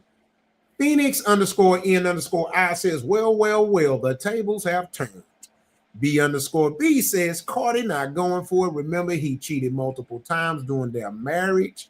And I am _nice_CEO says, this is Hakimi Pro Max. I don't know who the fuck that is. One more _M Pedro says, it's cool when they do it. Clap hands emoji and the goats. Fellas, we have a conversation here. I'm sorry I was laughing. That shit tickled me. That just tickled me to death. I don't know why. I don't even know, because I'm not like this big fan. I'm not a, I like Cardi B. I like that she got her journey and did what she got to do, but this right here, wow. But I still need some more context. I still need some more, like the whole 70-30, 50-50, 60. What I need. You don't need details. 70-30, still 70-30. No matter. 70-30. I like Cardi B as a person. For him. Yeah, for him. 70-30. That nigga trying to sting her. I like Cardi B as a person. I wish her the best. I want nothing but success for this young lady. I hope you that like she gets her life together. Huh? You like how? I like Cardi. Listen to what I'm finna say here, please. Give me a second. Because I like Cardi B as a person. I wish her the best. Oh, you like how? She is accountable for her actions. I like Cardi B as a person. I cannot be accountable for her actions. What she has done has caused her this problem. Not the fact that we like her or not. That ain't got shit to do with it. What's got to do with it is she done some foul ass shit by going out and get pregnant. Now, contrary to what he have done, what he did prior to her going out and getting pregnant, well, if that was the case, then maybe she should have divorced him first, and then she could have asked for it. But he was the smart one that said, I'm going to get away from it, and you got a baby to prove that I should get away from it, and I'm going to ask your ass for 70% of that bag. You goddamn right, nigga. Do the goddamn thing. I agree. Hey, Rod, give it to me right time. Now, time out. Goddamn, y'all himself. Quality like them hoes. I'm with Quality. Ain't nothing wrong with liking hoes. I like hoes too. I ain't saying I want the best for everybody. Cardi B, I had been rooting for. I rooted for her too. I root for her, man. Yeah. I want the best for everybody, but she got to be accountable. But this is real, though. She the one when I did this shit. Yeah, you got to account for this one. You fucked up. She played a card wrong. She played a card wrong. That's all. Exactly. I mean, yeah. And he got because I can already hear what you call it, T to the motherfucking K, TK Kirkland. I can already fucking hear him cheering. Hell yeah. And I bet Trust is cheering right now too. Shout out to Trust out there. Big Yo, we hit Trust. Huh? I told Big Yo we hit Trust. Yogi. Yeah, man. Now listen, Rich, we know you got something to say, nigga. What you holding your tongue for? Listen, man. Well, look, that nigga say, listen, man. You see it all in his face. Cardi B, listen, this whole here, man. Listen. I'm gonna tell you something, though. That's the difference between men and women, and he not wrong, because you got to realize a bunch of her music on her first album, he is credible for that. He's one of the writing team and all that. So that's why he asking for that, because she claims she got the most money and this, that, and other, and they was married. And when you can prove infidelity, and a baby is the best way to do it. You got a baby and you married, it's not your husband. She fucked up. She gotta pay. Shit when you want to be the boss. Okay, this that boss shit. You know what I'm saying? She got out of ladies' place and want to be this person. Hey, okay, that's what you want. Let's go. Because they wouldn't have no mercy on him. They would not have no mercy on us. Trust me. Trust and believe they would. So So she make $100 million. he gets 70. Yeah. She make the Oh. most, yes. Oh my God. And she paid the taxes, and she keeps some of the houses and cars and stuff. So What's wrong? you know, What's wrong with shooting for the stars, King? What's wrong with shooting for the stars? Fuck it. Shoot for the stars, he goddamn. did it. He did it. You already got 50-50. You already got 50-50. I mean, I'm gonna take the quality route right now. Look, Okay. he got the 50-50, man. That's your wife, your woman, your mother, your children. That's that nigga woman. Yeah, she pregnant. Fuck that. Yeah. That's that nigga bitch.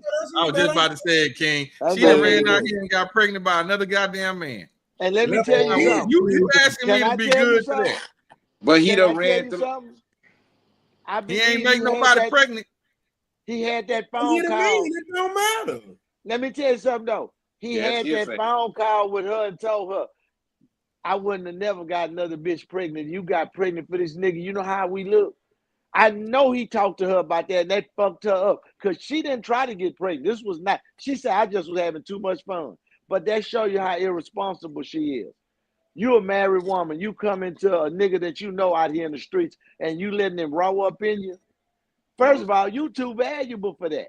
You understand what I'm saying? We weren't supposed to find out who you was fucking, Cardi B. Because you supposed to be. But you fronting this little young nigga who got 7, 8 kids around. Now your husband, now he finna look like a superstar. Cause she was getting for the first time what she wanted from Offset.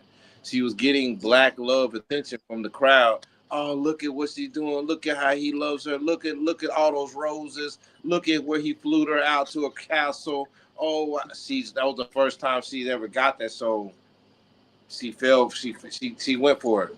Say, let me Accountability. Rich just said she was irresponsible with her actions. So we got to hold this motherfucker, and y'all know I want to say the other word, but I'm gonna keep it kind of G right here. We got to hold this motherfucker accountable for her actions, whether they be silly, stupid, dumb, retarded, whatever. Those are her actions. She went out there and did all that shit. So she got to be accountable. And if it costs her 30% of her income because of her her not being responsible, well, then that's on her. It just cost Shannon Sharp $20 million for being irresponsible. Let me add a fact on it. Cardi B's youngest daughter, Blossom, is literally just 1 year old as of 6. Yes. So that means this woman went out and got pregnant. What? That pussy wasn't closed yet. The pussy ain't healed yet. Hey, that pussy. And I'm out here as her husband getting thrown under the bus and looking like this behind this man. Once again, I want to say a word. I want to stop. No, you don't stop breastfeeding. You can breastfeed up to 5 years old. Yes. She wasn't even healed. Yes. Yet. And she got another nigga commenter. Yes. You right. She wasn't even healed that yet. That titty ain't even went down yet. And she pregnant with some more milk. She already like what 4 or 5 months. So that means that she wasn't even healed yet, like King said. She wasn't even healed. That's why when I was making my conspiracy theory saying it might be a husband baby, because I'm like, that's just too quick. That's why it was my conspiracy. Hey, they need to go back. That's what I was saying. They need to go back to church. You ain't supposed to be touched. You ain't supposed to be touched yet. Like you ain't. Come on, man. Get off. Mother Mary can save her, but hell, she allegedly was a whole shit. Yeah, but she was. She was. So, fucking ain't nothing to her. She fucked in a strip club. Hey, let me tell you something. I don't give a damn if I was son of God. I come back and my damn wife pregnant and I ain't getting pregnant. It's a fucking problem. You goddamn It's a fucking right. problem. It's a big ass fucking problem. Fuck saving the world. I'm gonna fuck you up. I ain't gonna fuck her up, Rock. I ain't gonna take no, my not freedom her. away. I'm damn sure kicking that motherfucker to boot. Hey, I ain't gonna be no saint. I want y'all to know this is a true statement. I ain't quit none of my girlfriends. I still go with all mine. They might quit me or whatever move, but I still go with mine. I ain't never quit. You understand me? Some of them got married, but they wives now, but they still my girlfriend. I'm just saying, I ain't never broke up. I don't know what you're talking about. I ain't broke up. That's you. They can move on, but I haven't. So I'm dead fucking serious. Yes. I'm dead. Shit, I ain't broke up. I saw a girl say, boy, I'm married. I said, you That's still his cheating on bitch. me? That's Because still I his ain't broke bitch. up. When did we break up? Yeah, when did we break up? I didn't get the memo. You understand? That's still his I thought we bitch. just had a little She on space in all them. between. Yeah. Well, I ain't letting go. What's wrong? Shit. Yeah. That's like stock. I keep my investment. I'm still in. I tell you, I'm still in a little bit now. Yeah. Shit, yeah. In heart, my child mama gonna always be mine too. In heart. See, there it is. See, there you go. Yeah. Some you own, man. They just yours. You gotta. They just. I got kids from her too. Yeah. That bond can't. That bond can't never be broken. Can't go nowhere. Yeah. You just gonna have anybody. She mine, don't mean they just gotta accept it. I gotta treat her like she mine. Like I ain't gotta have sex with her. I ain't gotta. Exactly. I don't have to But if I that's what chose we're not saying. to. That's what we're saying. Yeah, I know. That's what I'm getting at. Yeah. Like my oldest son, his mother. But none of them I motherfuckers hate- is mine though. I don't want them motherfuckers. I was just renting them. I was Yeah. borrowing them. But I'm just saying, my son was surprised because my oldest son, his mother, she fell sick and she been going in a hospital getting chemo and stuff like that. And he go to work. And I told him, I'm gonna go sit with her while you go to work. And he was like, huh? I was like, man, that's my first girlfriend. What are you talking about? How you think you got here? I said, I don't give a damn, but because she don't have nobody. And he was just surprised at that. I was just, that's my thing. I was like, we never broke up. That's my first girlfriend. You think I wouldn't go sit at the hospital? And he was like, damn, Dad, I didn't think you'd do that. I'm like, yeah. Nothing personal. I do it. Shit. You gave me a son. Why can't I come sit at the hospital with you? Yeah, that's You know what I'm saying? Because Because I would want you to do that for me. If I was fucked up in it, I would want the same thing. That's why I would do it. You know, especially with share kids. You know, I'd take my little time out and go do that. Don't be with it if you don't trust it. So you know what I mean? So yeah. No, yeah. If you trust your But woman, then yeah, it's and I haven't seen her touch that in over 30 years. I'm talking about 40 years. I ain't seen her. And I'm just, we talked on the phone and shit, but nothing like that, Yeah. All right. Anybody else got something to say? So we go to that top. We doing damn good, y'all. We doing damn. We on point. We on time. I love it. And we still getting out our minds. So anybody good? Uh-huh. All right. Yoga, let them know what they need to be doing. There you Look out, man. Like, comment, subscribe. Talk to us. We talk back, baby. Know what I'm talking about? Say. Ready. Mute your we mic. still tipping on 4-4s. Miss Watts, know what I'm talking about? Yeah. Mute your mic, y'all. All right. So in today's news, Netflix is under fire. In fact, they have to face Congress next week, I think, over the sexualized kids content. So they are set to testify before Congress about why they've been pushing controversial, hypersexualized content towards children in the children's category. Children deserve protection, not propaganda. Family deserves truth, not confusion. It's time for accountability. Elon Musk even called them out and told people to cancel their Netflix with them and said, hell, he'll build a platform for their ass to watch movies. He said he not with it. He finds it sick. He has children. And since then, Netflix has literally lost over $1 billion. Over $1 billion. That shows you how much money they got. They done lost over $1 billion in a week. All righty. So I don't know if y'all seen it. I didn't seen it, but I have seen the video clippings of it. It's a movie, and it's a cartoon movie. And in a cartoon movie, they show a gay men couple, one a trans or whatever. But you can still tell it's a trans man. And some of the clip they basically asking why I got two daddies or something like that. I'm paraphrasing. Forgive me if I'm off a little bit, but it has caused an uproar. And this is kind of the straw that has broke the camel's back with viewers. A lot of viewers have said they've overlooked a lot of shit, but now this is pushing it. So with that being said, let's talk about it. The floor is open. Man. Jesse, if you're going to speak, let everybody know that you're Oh, yeah, yeah. What? Now I say whoever's gonna speak, let us know if you're gonna speak so we know they're not saying. All right, fuck it. Big Yogi, talk to me. What's your thoughts? Yeah. This is a great example of when pushing the agenda goes wrong, man. They steady trying to push this shit on our kids, man, with all this different stuff. We talked about a movie that was out Lightyear, wasn't it? When they had the parents up in there.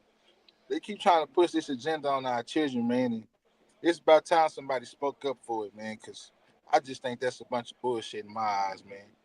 Let the kids be the kids, man. They'll worry about them kind of things when that point of their life come. You know what I'm saying? If that's what they decide to do, that's what they decide to do. We don't need nobody putting it in their face, making them think. Like, I'm not saying they pushing it in their face to make them think this is what you're supposed to do, but at the same time, y'all putting shit in front of human specimens that are sponges that soak up everything. You know what I'm saying? And that shit could low key push them to going and go doing some, you know what I'm saying, some shit they're supposed to be doing at their age. You know what I'm saying? That's just my opinion. You know what I'm saying? But it's about time somebody said something, done something about it, man. Because, like, I understand, you know what I'm saying, we trying to be equal with the LGBTQ and all that stuff, man. But I just feel like that's not an agenda you push on children, man. That's it for me, bro. Yeah. Y'all can hear me? Yeah. Yeah. Yes, Yeah, sir. my bad. What I was gonna say was that I just like, yeah, I don't know why they pushing on it, because I'm like, because if we talk about what we really would say, they're gonna push up against, say, oh, it's not about that, it's about genders, and there's more than this, and it's like if we were talking about it was about sexuality, because I'm like, why are we pushing this on the kids? Why are we showing? Why we already have cartoon characters that look different. Some got polka dots and green, so we can show that there's a difference. There's difference for people, and that can grow when they get older. Like, why are we like? Because I think there was like TV 7-year-old that they were targeting and stuff. So I'm like, why are we doing that? Somebody explained to me that, like, learning the LGBTQ stuff without having to understand what goes on in the bedroom with those letters, to understand what the letters are. Explain to me, where's that doctrine at? And then I think we would have a better common ground conversation. But we don't ever get to talk about that kind of a way. You know, that's my thing. So, like, why do you have it in a kid's cartoons? Why? Yeah. Listen, the question for me when it comes to that is the mind of a people. So what people mind am I talking about? Think about what I'm asking. The mind of a people. You'll never get no black person to think of nothing that far-fetched. It may be 1 in a million. But I'm just saying, think about what they pushing and what they asking. Why? Why do you have to push it? They should have their own group like they used to, and everybody knew the codes, the language, and they fuck with each other and they did good. I don't know what the world domination part is about now. You know what I'm trying to say? I don't know what do we get off of saying I'm this, I'm that. So what? I'm black. Yeah. So I'm black. You know what I'm saying? It's enough that we black. Now you got these letters and stuff, and then you push into the kids. Now the thing, what they doing, and they think they slick. If you see something so much, you accept it. You don't know you accept it, but you accept it. Not saying that it's right or wrong. It just don't look strange to you no more. If you see 2 men kissing everywhere and gay shit all around you, excuse my language, stuff that, you know, all around you, and you get desensitized. You'll be like, okay, that's normal. I'm used to that. So that's what they doing to the kids to desensitize them. So when they see it, they be like, ugh. Like when we was growing up, we see that, hey man, what that is? You know, we had a different reaction to them. That's like, oh, that's just what they do. You know what I'm saying? I'm like, no, but they pushing it so it'll be the norm. You know what I'm saying? For it won't be foreign. You know what I'm saying? They ain't saying be this or do this, but accepting it is you halfway there. If you accept something, you'll do it. You know what I'm trying to say? So I'm just around these kids that I'm seeing, like 3-4 years old little boys, like, what is that? Like they like, ugh, like they on their own, and I ain't saying. I'm like, wow, how do you know to respond to it like that. Like, you know, I person inside like may feel the same way, may not, or something like that. But it's like when you look at it and you see a kid do it, and you like, where did you learn to respond like that? Like, why, or is that a natural response because you see mom and dad, and then you see these two dudes, and you're like, what is that? Like some of my kids have came up to me at they certain times and said things that shocked me, like where I'm like, whoa, okay, they understand something. They know something ain't right here. Human instinct, man. And that, and I'm saying to the audience, I'm saying my kids was telling me something wasn't right. It wasn't right to them. It was off put. See, and you know, I'm not the forefront for quote unquote religion or this and that, but that was the moral compass in the day. You see what I'm trying to say? That's why you had it. Like when y'all say bring shame back, that's what the churches was doing and the mosques and the different things, because you hid it. You know what I'm saying? It was in the church, but they tried to hide it and you knew. I said, but when they didn't took all that away, everything is just open there. You can't say nothing about nothing without offending somebody. I don't know when that became, when everybody became so sensitive that you can't say nothing. It bother you. I'm like, come on, man. I don't know what we're living in. I don't know what they're doing or what they're trying to do. But I seen a movie like this, so I say, yeah, movies become reality. That movie where you couldn't cuss and didn't do nothing, and all the men was feminine, and they brought Wesley Snipes back, Demolition Man. Wesley Snipes came back, and he was an alpha black male, and he was aggressive.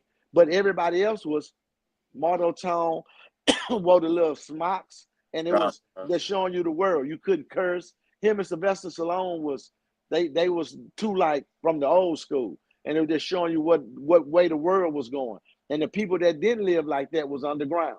They pushed them out. But I say that's what I guess they pushing the world to be soft. I don't know what for. I don't know what's the agenda, but that's what they pushing. You know what I'm saying? And here we are. Either we stand up or they give it to our kids. You know what I'm saying? Gotcha. Quality. The fact that you don't know the fact that you don't know the agenda though is what that's purposely done. See, they know what the agenda is, and you said it earlier. It's desensitizing people to not know that this is wrong. Like some may believe in the Bible, some may not. Yeah. But in the Bible, it tells you, you ain't supposed to be same sex. It didn't say anything about same sex. So you'll have so many people that'll tell you their religion, beliefs, and all that there, but then hypocritically, they'll have these type of thoughts or want to be this kind of way. So, and that doesn't make them like not right or wrong or anything. There's no such thing as right or wrong when it comes to who you are as a person. You just hope that person can be a better person. But the actual point that you're making is they desensitizing people to think that this is okay, and it's not okay. A lot of us don't agree with this, and yet we got to be hush mouth because of, like you say, the sensitivity level. So now the sensitivity level gets to a point where you got people out here killing themselves because somebody said something or they think something about them, they don't feel right, or this shows you how weak of a culture we have become, and not us as black people, but us as people, just people in general. We are weak.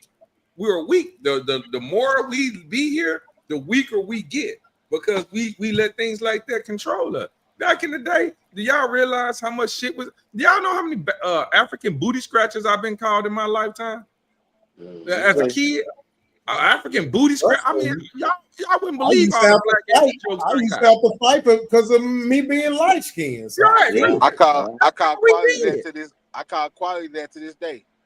But look, that's all we did was fight. That was it. It wasn't, no, I'm finna go home and kill myself because I'm black. I'm finna go home and cry because they called. Man, I didn't give a fuck, nigga. We gonna fight today. All right. If you call me a booty scratch, I'm gonna call you something. So now what?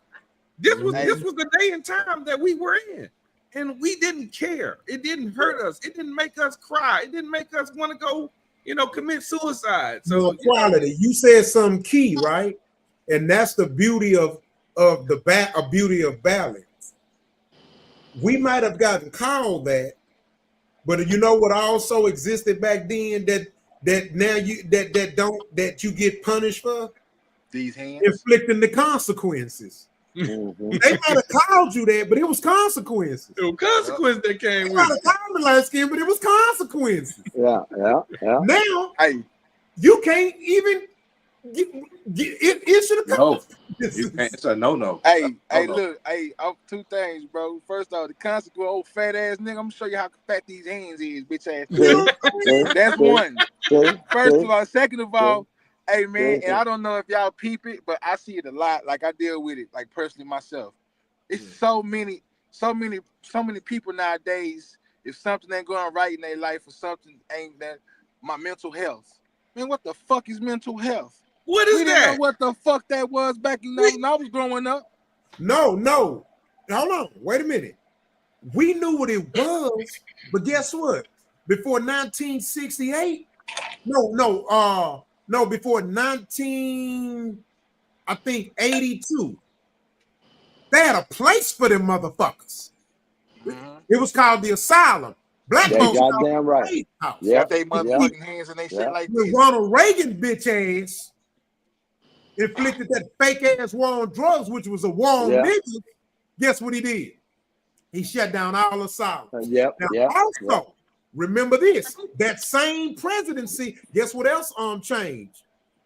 What changed was the definitions of what's considered mentally ill. Did you know before that? Before Reagan, it was a mental illness to think you were a man if you were a woman, or a woman if you were a man.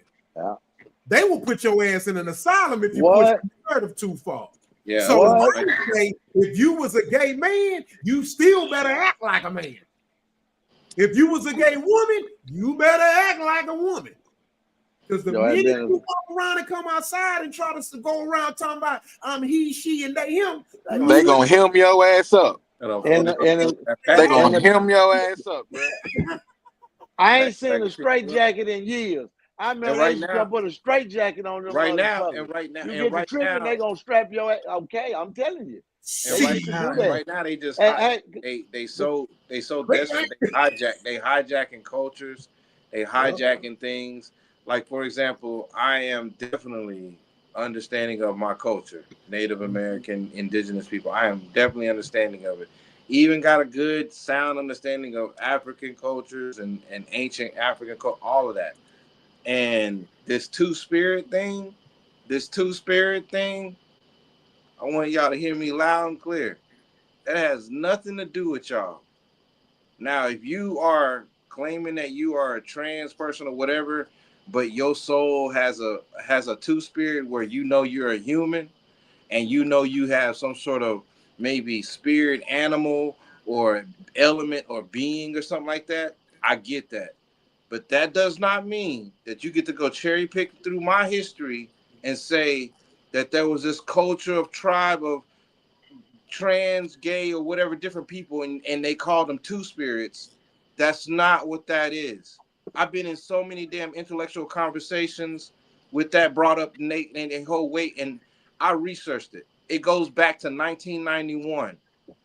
One individual brought it up and tried to do it as a correlation as they're speaking about it in a speech, and that's crazy. It's like you don't have to hijack culture to make your being be who you are. You don't have to do that. So that's how you know that it's desperate, and it goes back to that 1973, 1982 stuff of this was a psychosis. Something was wrong with your mind. Something was wrong with your thinking process. You know what I'm saying? Time again, we still see that the thinking process something was altered. Something was messed with way before it was supposed to be messed with. Well, here's the thing. Here's where it comes from. So transgenderism started in the 1930s and 40s. So we already know where it comes from. So we don't have to even say that. We know where it comes from. Right. That's not an African practice. Okay. We had multiple wives, for God fucking sake. So we was far from that. Right. We liked it an abundance of coochie. We were far removed from same sex, right? So a lot of people don't know that in 1948, when Hitler started the original regentrification, it was a regentrification of his people. So a lot of people don't know this. It was two kinds of Germans. It was white Germans, which was the Slavics, and it was black Germans. See, Germans were of either black descent, African descent, or white descent. You got to remember, look where Germany is. Excuse me, look where Germany is. So that was a hotbed for mixed breeding. It was, and it wasn't nothing sinister. It was just close proximity, right? Just like the Egyptians in North Africa with the West and South Africans. It was a mixture. Now the Egyptians were black, but they were a different type of black. So here's what happened. So Hitler was of black German descent. Go listen to the English translations of Hitler's speeches. It will fuck your head up. So when they were burning the books and stuff like that, they're lying when they talking about they was burning the books and saying they were just no, they were burning the first transgender books was written by Slavic Germans, which were the white Germans. They were the first to practice transgenderism. It was the Sodom and Gomorrah of the 1930s. So what he did, he was doing an ethnic cleansing of his own people. He seen that if he didn't do anything, the Germans of black descent or African descent was going to get whitewashed. They're taken out of here. And that's why America helped Britain in Europe, because they had nothing to do with it. America had nothing to do with the war. They had nothing to do with it. They had no win to get out of it. The only reason they helped Europe and Britain with the wars because they bribed Europe and Britain and said, you got to give us something. You got to give us a little what you got. And that's what happened. So all Hitler was doing was trying to regentrify the Slavic Germans superseding the black Germans. That's why if you notice everybody in the military, every time a nigga, why Germans love us? When they had that wall separated the white Germans, the Germans of African descent from the Germans of white descent. That's why the wall was there. Man, this shit go deep, dog. It's deep. Think about y'all know anybody who went to Germany in the military? The motherfuckers never want to come home. They don't. And guess what country is the second leading buyer of hip hop? Germany. Probably Germany, yeah. That's why on my Hip Hop Savior album, one of the languages that I wrote my album in, my album title was German. Yep. Yeah, so this shit is definitely it goes deep like King said, man. And I'm just glad people calling it out and not being afraid to, you know what I'm saying? Because you got people like Elon Musk, he's uncancelable. He too rich to be canceled. You can't cancel the richest nigga in the world. Nah, you can't get rid of him. To the technology to cut that shit. Yeah, you need him. You can't live without. Telling you that part. He got the budget to cut that shit. Elon know his fucking. How you gonna go straight to? How you gonna lose 25 million in the first 30-40 minutes after he say it? That nigga push the button. Push the button. Yeah. All right, man. So we're gonna move the needle. Good shit, y'all. Mute your mics.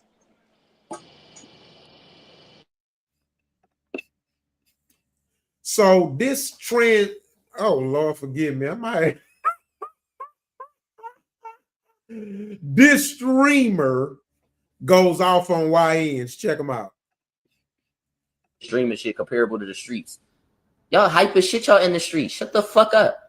Don't nobody give a fuck about the streets, you corny ass niggas. Y'all corny. You saying streamers corny and the streamer beef corny, nigga. Y'all corny, bro. Every nigga in TikTok comments defending street shit. Y'all corny. That shit been corny. It was corny when it started. It's still corny. It's not even no money in it anymore. Y'all cornballs. No nigga that trap ever gonna have more cheese than me. The era of rich trappers is going. Y'all corny. Y'all gonna go to jail or get locked the fuck up. Go get some real money. You don't see no nigga who sell drugs in a penthouse bipping with y'all. Renting out a mall for 30 days. Y'all think this streaming shit comparable to the streets. Y'all hype as shit y'all in this mall for 30 days. Unless they got that old money. That shit is over. That shit is corny. You street niggas, get up. Niggas trying to buy guns, give it up. I got a gun legally. I'm on the same level as you. You bought a gun illegally. You shot somebody, you did all that nut shit, and I still have a gun with you. Legally. Y'all are cornballs. Corny. I got a SIG. I got a SIG and a 43X. I got the same guns y'all got legally. And I can shoot y'all legally. Y'all illegally have guns and y'all think y'all thorough. You're not thorough. Real shit. And if anybody in my chat is with that street shit, on for 30 days. Before we talk about it, man, let me first give a goddamn round of applause for this YE. You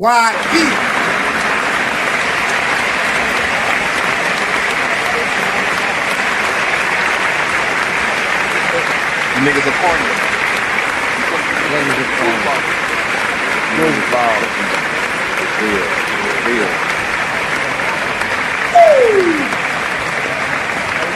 That was a young. God damn it. They waking up. They waking up. We got a few ones, goddamn. All we need is a few. That's it. A few good men, like the military used to say. All we need is a 10%. 10%. That's all we need. Just 10% of us to get on point. Change the nation. That Ian was cooking it. That's why they're scared of our 13% of Black Americans or Black. All you need is 10% to change the nation. Woo. And I didn't see no lies the young man was spitting, bro. Yeah. I didn't see no lies. That nigga say the rich trap niggas, that shit is over. It's He over. say you don't see no trap niggas in the penthouse. You niggas are cornballs. That nigga was cooking their ass with no grease. Fuck you talking about. They got a shelf life, man. Man. You told him, Yogi said it. Shit. That boy say I'm making more money than y'all streaming. Fuck you talking about. Man. He say every gun I got is legal. That mean I could kill your ass legally. Fuck. Legally. That nigga stained them with ass, boy. That nigga stained them with no shirt on in his closet. That's His name is Rod, y'all. R-A-U-D. I'm promote. Go and follow this man on Twitch, YouTube, Instagram, all that shit, bro. I'm with homie. I love it. I really don't have nothing else to say. Anybody want to add to it, man? Go, King. All right. I'm going to play the game. I'm going to be the old man today. Okay. So, what is it? What is it? The streaming. What is it? Like, I want to hear from y'all. I'm willing to play the old man that don't know what it is. What is it? Why? Why he a streamer? What it is, he's just saying it's legal ways of making money now.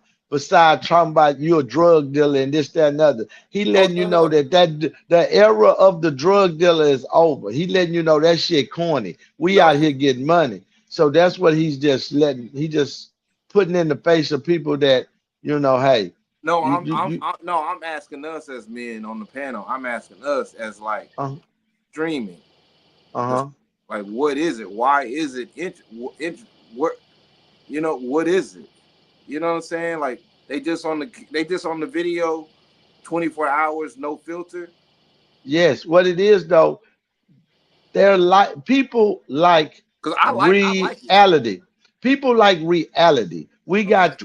I tell you, years ago we got brought in with Jerry Springer and all that. We got the housewives, the real basketball. See, they took the acting out. So we want something real. So to see these little boys walk around and do what they do all day and and do this and do that to little kids that's interested, who's doing nothing, who's in the house. So they watching them, and you got people running ads, and it's all money, but it's just a way of another outlet right now. You know what I'm saying? It's just a new thing right now, and you know, it's good. You know, it's a good thing. It's a bad thing. It's a lane of revenue for them, man. Yes. What'd you say, And yo? for them to have a voice. And for them to have a voice. It's a lane for them to get some bread, bro, legally. If Yes. it's out there to get it, why not go get it? You know what I'm saying? And that's the way for them to do it. Now I ain't gonna lie to you, bro. That shit they're watching streams and shit. That's more of a younger generation kind of thing. You know what I'm saying? And that's why I asked. That's why I asked. Now let me I'm not knocking it at all because I think it's interesting. I think I kind of see where you're getting at, but let me add something to this, and I'm just gonna keep it real. Let me tell you something. I love that shit. I just purchased the Ethernet adapter, and I had to get a long extension because in order for me to successfully multi-platform the podcast, I have to have certain technological pieces, right? And I'm definitely gonna get on it.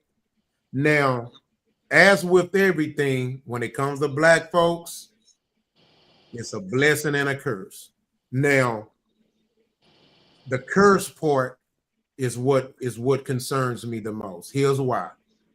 For one, and we just gonna keep it real, y'all. Too many niggas want to be the same shit. Everybody want to be the same 5 motherfucking things. And I have a problem with that. And now streaming is one of the 5 fucking things. Yeah. And so now everybody want to be a fucking streamer. Now that's the problem I had. I don't have no problem with everybody trying it, but it ain't for everybody. Okay? You got over 2 million kids playing football. Only 177 gonna get a goddamn job. And out of that 177, only 50 gonna keep a job within 5 years. Around 20 gonna last 10. And so that's the problem now, because I'm gonna tell you what I noticed. Y'all think football and shit is something? Let me tell you something. Football take around 3 to 4 hours out of your time. Nigga, this streaming shit will take your whole fucking day. These niggas be streaming for 8 goddamn hours. Nigga, sitting there wasting their out, nigga. You unemployed. That's the fucking problem. That's what I'm asking, yeah. That's some scary shit, bro. That goddamn Casanat just did a mafia-thon. This nigga did like 36 hours, man. This nigga got like 20. Like, how? Y'all gotta be some unemployed motherfuckers. But he mixing up the game, you know. That is their job, Rock. He mixing up the game. He bringing over a lot of like celebrities, big celebrities and stuff. You know, like I didn't say. Listen, I'm not. How does the regular person bring over big celebrities though? How does the regular? You hear what I'm saying? I'm not knocking the streamer. I'm talking about the curse with the people. Now we're finding more shit to distract more of our time on shit that ain't gonna get us nowhere in our personal life when it comes to personal achievement. This is the new entertainment, though. This is the new. It doesn't matter. That's no excuse for wasting your goddamn life on the internet. Multitasking. I think they multitasking though. I think you know sending emails. You got another window open. You can see it going on. Let me ask you this. Basically, did I say something wrong though? Rock saying, no, you're not wrong. I'm not going against you. I wasn't going against you at all. No, at no parts. Yeah, all I'm saying is that at some point, bro. Okay.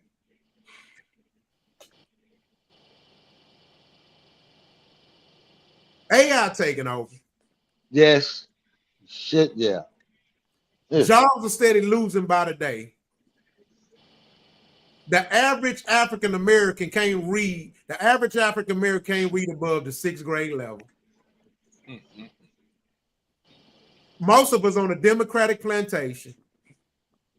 80% of us don't have a father in a household. and yet we have another distraction. That's all I'm saying. We got way more distractions than we do got good distractions. That's all I'm saying. I'm just saying we can't ignore the blessing, but we can't ignore the curse. That's why I asked what I asked, because I'm like, what is this? Yeah, this it's feels, scary, man. Feels These like a streaming for 8, 9, 10 hours and millions of people. What are y'all niggas doing? I got a feeling it's gonna go to a point to where, you know how you got cameras in your house anyway for security and stuff outside, that you're gonna be able to tap that into something and make money. Yeah, but I'm talking about to watch your whole life, watch your whole family take some shit, eat food, argue.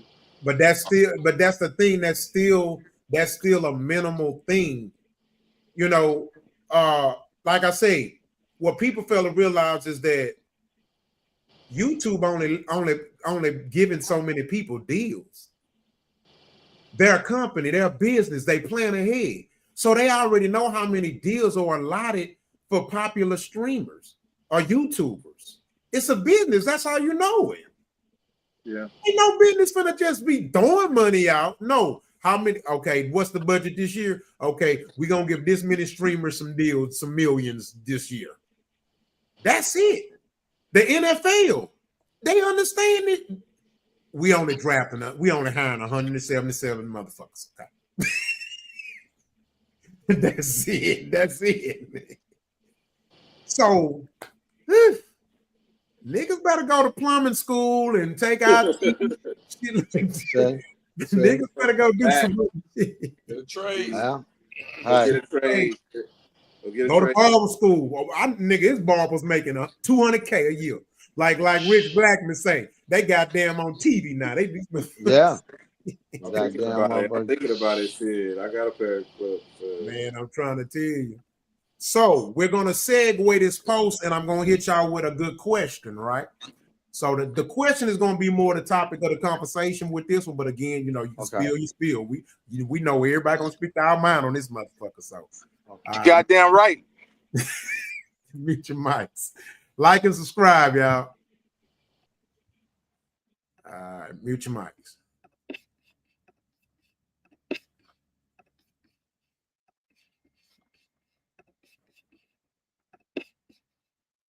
Yep, this y'all fault. This what y'all wanted. This what y'all wanted. Red chill. I don't know who Baby Z's is. I don't know who Kid D's is. But y'all dead ass wrong. Y'all so wrong. I don't think God can make it right. This is too wrong. Yep, this y'all.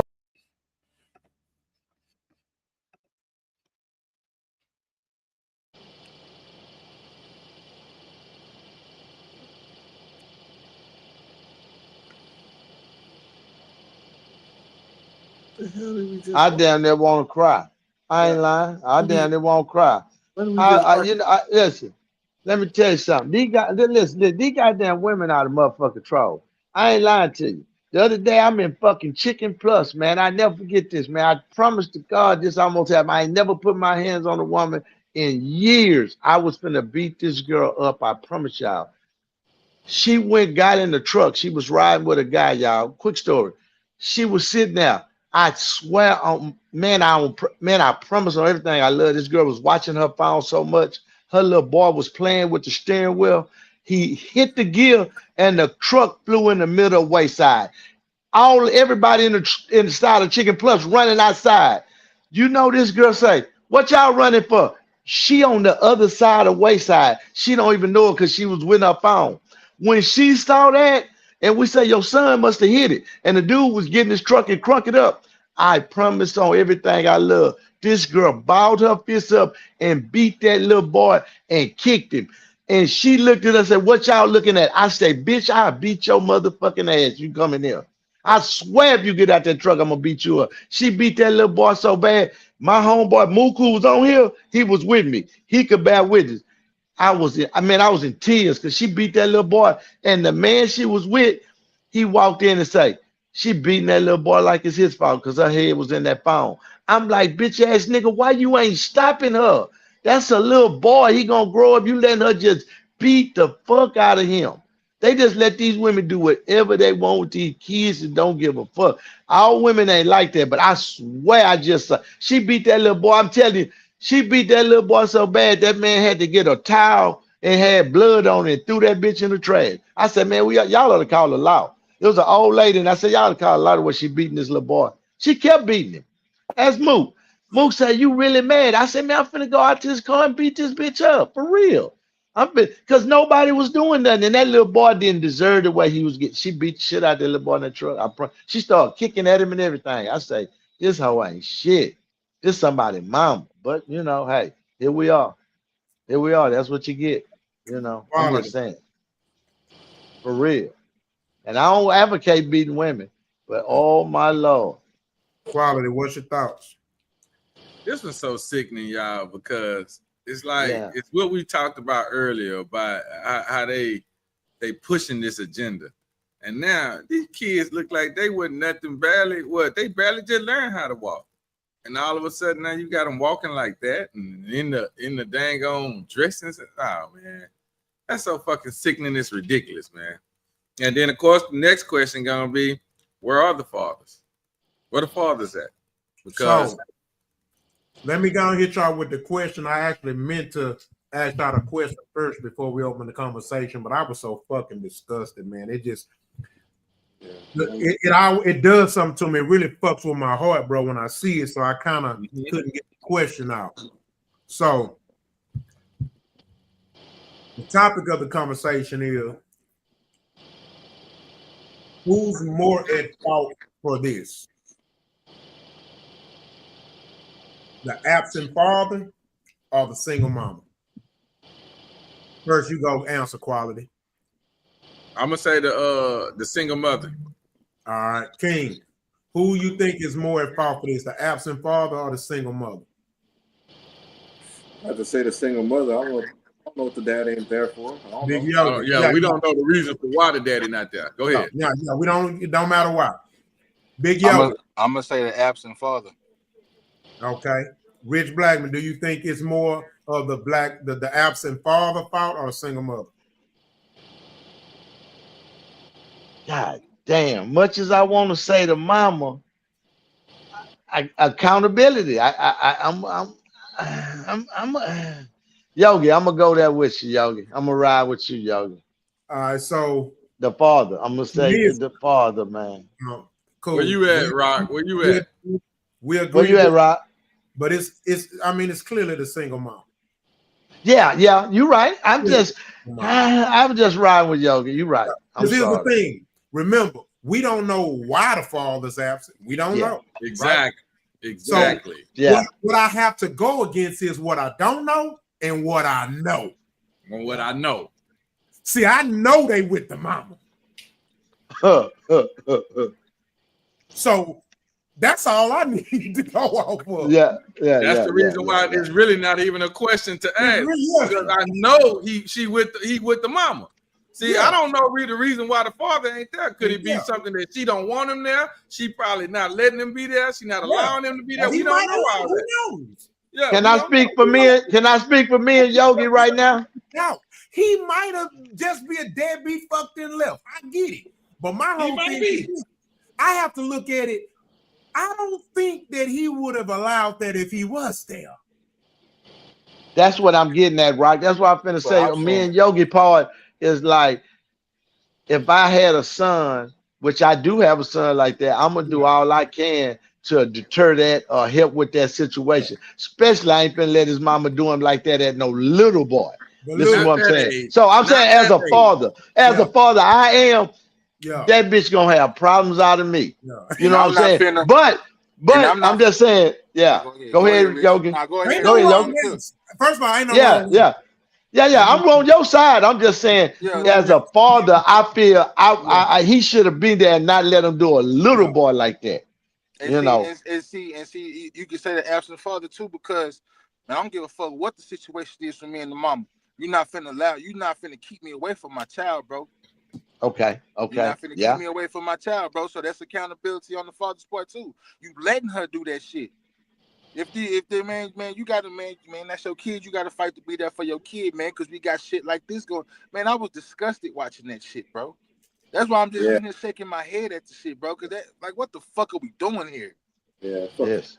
Damn, man. They making boys the new bad bitches. What are we doing here? It is wild. This is another reason why I say it gives me more credence to it's the single mother's fault, because hell, the father still have the system against him. Then he might have the baby mama against him. You have a lot of forces that are fighting against this man to be in the kid's life.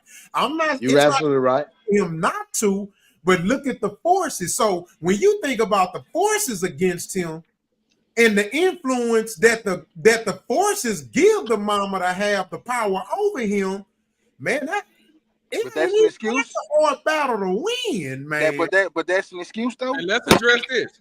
It's a hell of an excuse. Yes, that's a damn good excuse. Man, I will agree to disagree. Oh, you said is that a good excuse? No. Let's address it this way. I said, but it is an excuse. It's an excuse. But let's address it this way. When you say, like Rich made a good point, and Yogi made it too, when he says that, and this is the kicker with me, y'all. I know that's my favorite word, accountability. But we got to know how to use the word, because right now, the man in this particular situation, if he's being pushed away, or if he's being to the point where he cannot be the father, then you can't hold him accountable for something that he can't control. I can't hold him accountable, but let me tell you why I can hold the mother accountable. She is there. She is raising him. She's the one who okayed him to go do that, clearly. And if the father was the one that okayed it, then he needs to be held accountable. So I'm not saying that we don't know if the father put that little boy in the pageant or the mama put it in there. We don't know that. But we're going to assume it's the mother due to the fact most of the time, I would bet my money on it. Yeah, I was saying we're going to assume it's the mother, because most of the time the mothers do have the child. There was not one man in that video. No. Yeah, absolutely. No. Wasn't one. No. So I can't sit here and hold every father of every woman's child that was there. You're right. Hell no. You're right. That's not accountability. That looked like a group project. But again, it's no wrong answer, because everybody got to be held accountable to some degree. I'm just basing it off the fact I don't know why the dad ain't in the kid life. But it's okay, put it like this. If somebody kidnapped your child for 10, 12 years, you can't control how they come up. You can't. You ain't got it. And in a lot of cases, you don't even know what was going on. You didn't even know the child was that way. Yeah. And in a lot of cases, think about this. Okay, even with visitation, a lot of these fathers, they get minimal visitation as opposed to majority visitation. So even just on that alone, who you think gonna have more power of influence over that child? The mother. Mom. The mom. Or the person that the child spends the most time with. The person who that child spends the most with. That's who the influence is. That's who the influence is. Yep. That's exactly the influence. I ain't gonna lie though. I just thought about this. I'm gonna blame the men the men that's related to the single mother for this shit too, because y'all walking around seeing this shit and y'all just allowing it to happen. Somebody got to be there, bro. Somebody got to be there in the fist for that child, bro, because that's some bullshit. Yeah. King, I mean, Yogi, go right now to the grocery store and see somebody with their kid, and you tell them what to do with their child. That ain't my. No, yeah, I just told y'all. I just said that girl told us. Relatives of the mother, not no man nigga. Man, relative, these females ain't listening to nobody no more. That shit weak. They don't listen to the man that loved them. You think they're gonna listen to a relative? I'm telling you, they don't listen to the baby dad. They don't give a fuck. So they don't listen. They gonna do what they want to do. What they think is the best thing. That's what they gonna do. They brothers, they don't listen to nobody. Most of them. That's the majority of women don't do that. They don't listen to people. Think about this. This is a world that's ruled by men. A lot of these women take advantage of the only form of power that they can have any power over, and that's their children. Their children. Yep. And they do it with the utmost. Yep. That's sickening, bro. Yeah, it's sick, man. Oh my god, that disgusted me, bro. I ain't gonna lie, bro. I'm gonna be honest with you. Man, if I went somewhere and seen some shit like that, I would have kicked the shit out them little boys. Man, get your bitch ass. What you doing? With the boom, boom. Man, goddamn, bro. Like, come on. I couldn't have I'm not seen gonna it. lie. I'm not gonna kick them. I'm gonna tell you what I am gonna do, and I'm being really honest with y'all. I'm the type of guy I would have got up, grabbed the mic. I don't give a fuck who got it. Grab the mic and say, every last one of y'all in this building is wrong for having these boys walking around here like this. This is some bullshit. And then I would have politely exit myself out the door. I'm not gonna do it. I can't control them. I can't tell them that they can't do it, but I'm damn sure not gonna support it, and I'm damn sure gonna let my opinions be known that y'all are absolutely wrong for having these boys walking around here like that. Every last person that's in here that's supporting it needs y'all ass whooped. Because this is ridiculous. So Quality, you think I would actually? So Quality, you think I would actually go kick the little boys, bro? That's no, I know you. I know you. You know, I know what you meant. I'm just saying. I'm telling you from my it perspective. makes you want to. That shit. That shit angers you so much to where, man, what the fuck are you doing, little boy? I gotta ride with Rich though. I gotta ride with Rich on this. I wouldn't have went in. I wouldn't have wanted in and go kick the little boy's ass. I would have went in and wanted to go kick them bitches in that. That's ass. why I said I'm gonna get on that mic and say something to everybody that's in there, because all of y'all that's in there that's pushing this narrative, y'all are fucking sick, man. Y'all sick. These are boys. They're boys. I went to somebody's house. I can't remember, and it was the young girl. She had a baby. She was a younger girl. She had a little boy. And that little boy was sucking his thumb. And they didn't understand why that pissed me off so bad. I said, hey, man, take that out your mouth. Don't you suck your thumb. You a goddamn boy. Don't you let me ever see you sucking nothing there. That little boy looked at me, and the girl was like, what's wrong with that? I say, everybody shouldn't have kids. She say, you always just say anything. I ain't saying no anything. Everybody shouldn't have kids, because that little boy, his daddy shouldn't. He ain't sucking on no goddamn thumb, and you a boy around me. Man, my grandpa will whoop your motherfucking ass if you a boy and you suck your thumb. I had a boy cousin that liked to suck his thumb. Shit. Grandpa goddamn put some tape on that motherfucker and some shit, put it in your mouth if you want. Then he took the tape off and said, don't say nothing. Every time he caught him with his mouth, he slapped the shit out of him. Child abuse my ass. He slapped the shit. Yeah, get that motherfucker out your mouth. He gonna be dead. And guess what? He be dead asleep because he go to sleep with you motherfucker. Yeah, they be like, leave that boy alone. Get that motherfucker. Say he in his sleep jumping. You goddamn right. Hey, he grew up normal. I bet you don't suck his thumb. Guess what my grandma did? Guess what my grandma did to her youngest adopted son? He was sucking his thumb. Guess what he and it didn't take long for him to stop doing it. You want to know what he did when he went to sleep? Put some hot sauce on that mother. He wake up. Yeah, they put the hot sauce. Yeah, they do that in Louisiana. That's some Louisiana people. Them Louisiana people put that hot sauce on that motherfucker in a minute. My granny texted what? What? They gonna put that hot sauce on that motherfucker? Yes, sir. You ain't lied there. Screaming. Yes, sir. You gonna have hot sauce? Go get some water. Yeah. You be all right. I'm saying that's just old school shit. You don't hear them. Yeah, little boys don't suck their thumb. No, shit, no. All right, good shit. Hell no. Man, we're gonna go into the last topic of the day. See, I told y'all we gonna keep it closer to 2 hours. No, I'm just playing. Yeah. I'm just playing. Your mic. I fuck with y'all boys.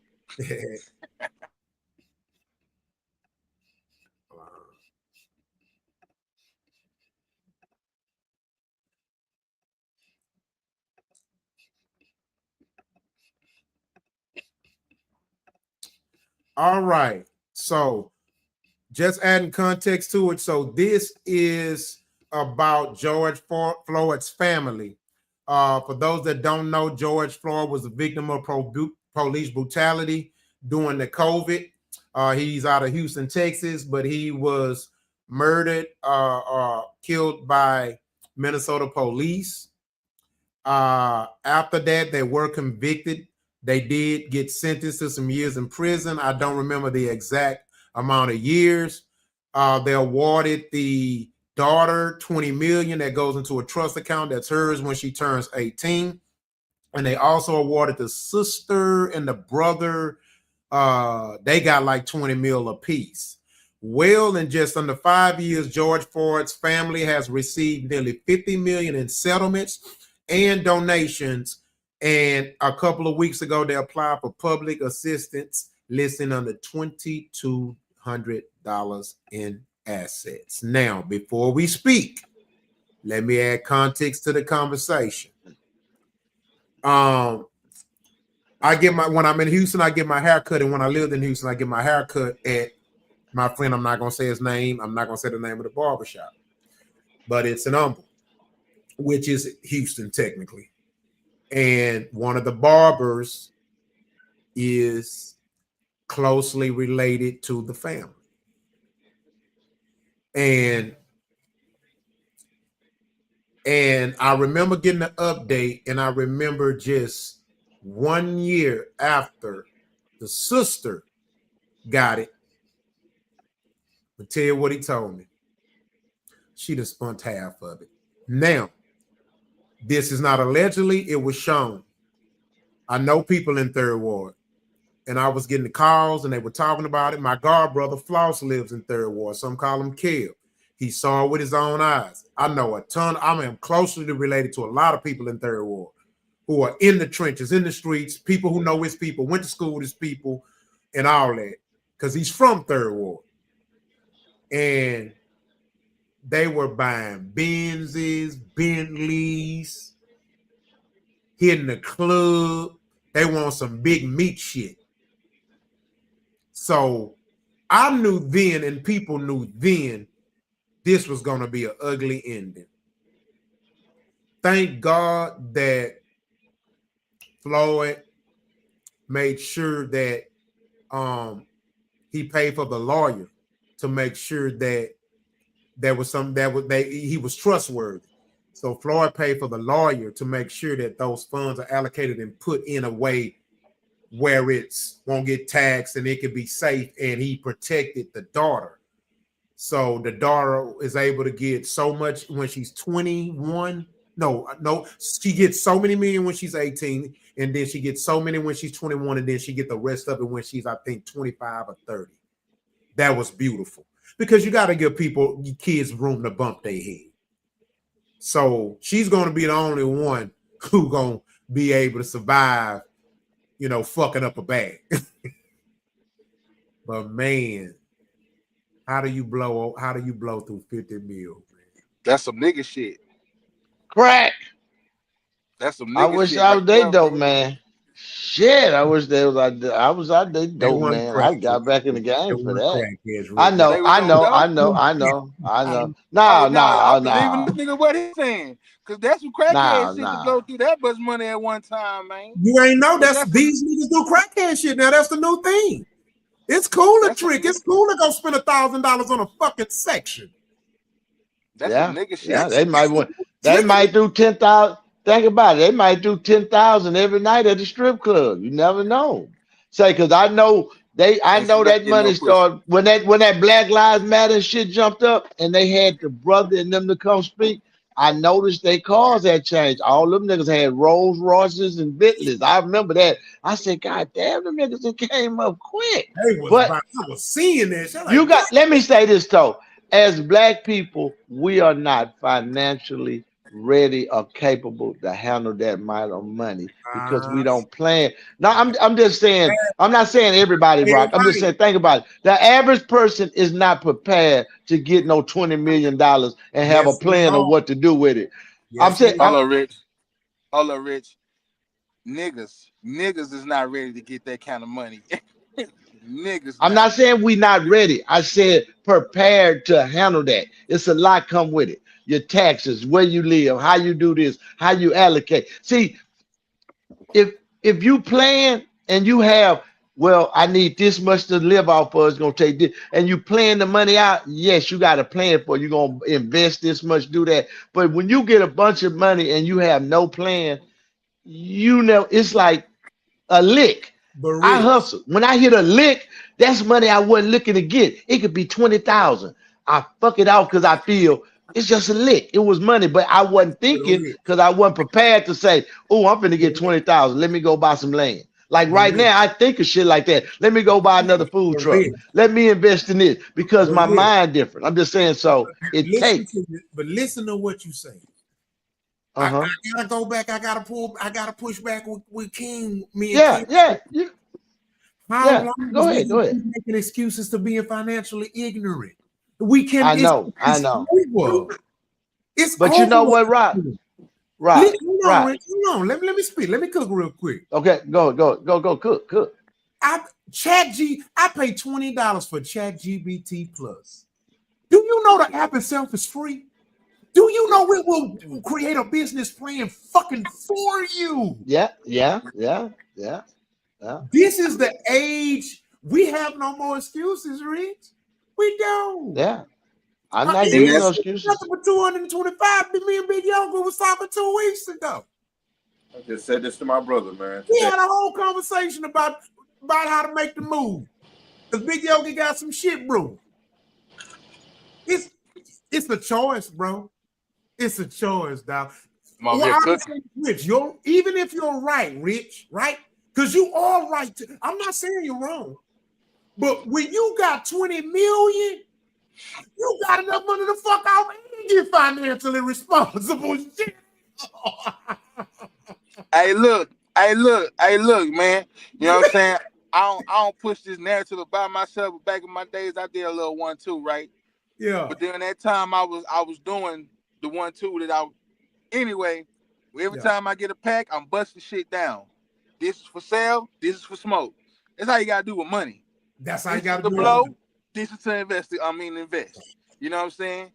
Motherfuckers ain't doing that. Motherfuckers just getting it back and I got it.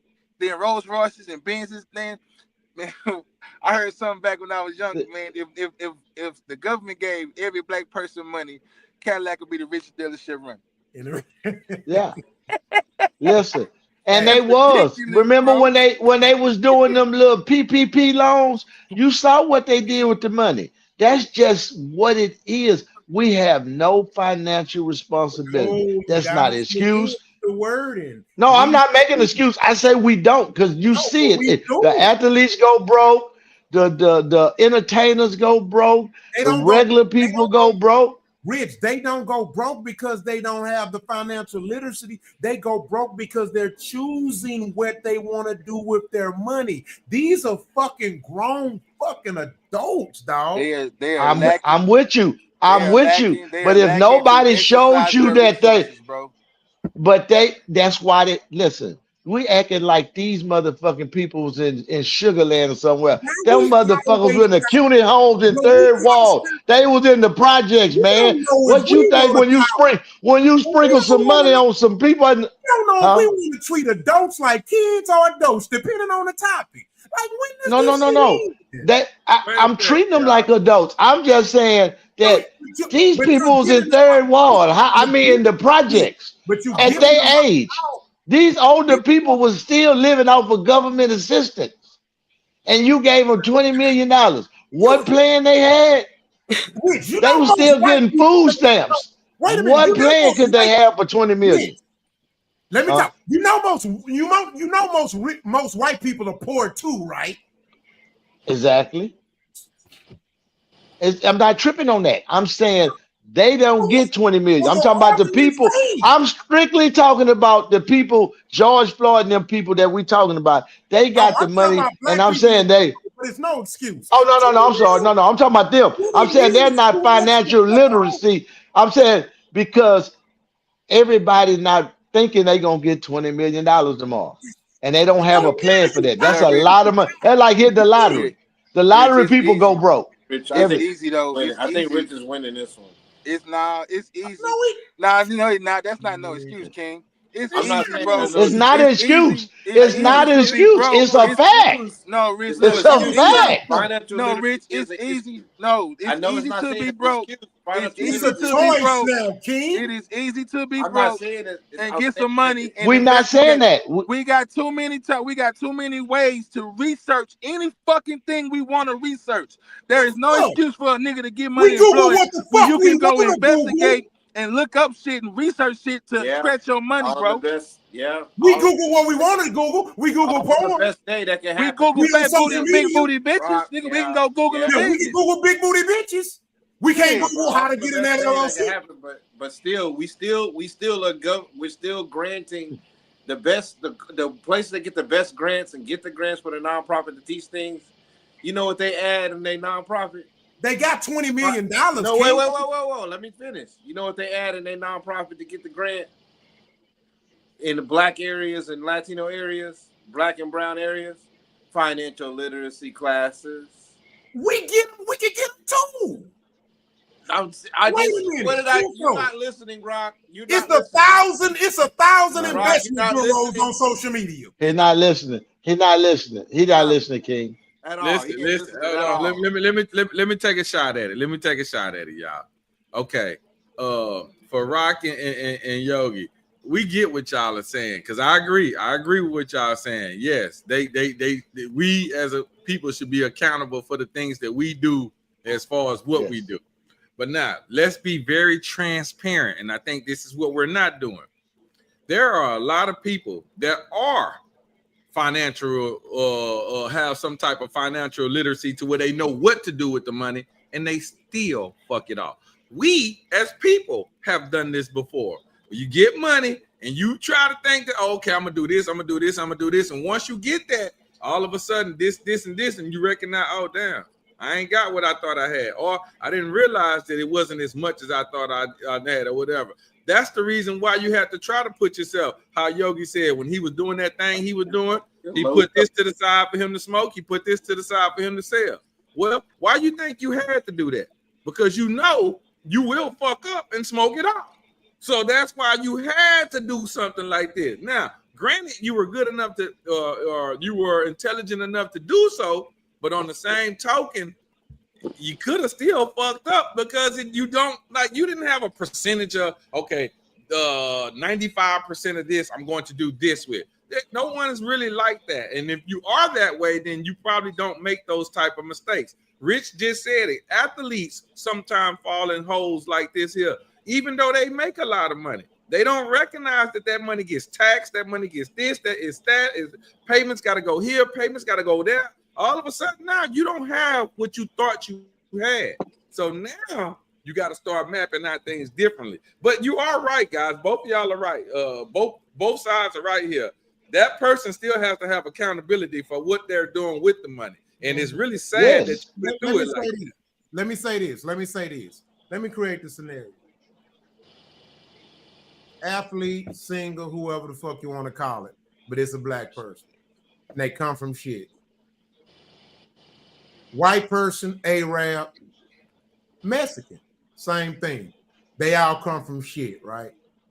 All of them end up being multi-millionaires. Which one is most likely to make the choice to go buy a Bentley instead of some land? Don't niggas. Hold on. So stop. All of them come from shit. Mm-hmm. Right? Hell, the Mexican might have had it worse. They had to goddamn smuggle a motherfucker in America. Took 10 years to get a green card, had to hide the whole time. Took 7 years to get a Social Security. Had kids, probably got more kids because they have a ton of them motherfuckers. So there's more mouths to feed. Didn't have to get an education or whatever the case.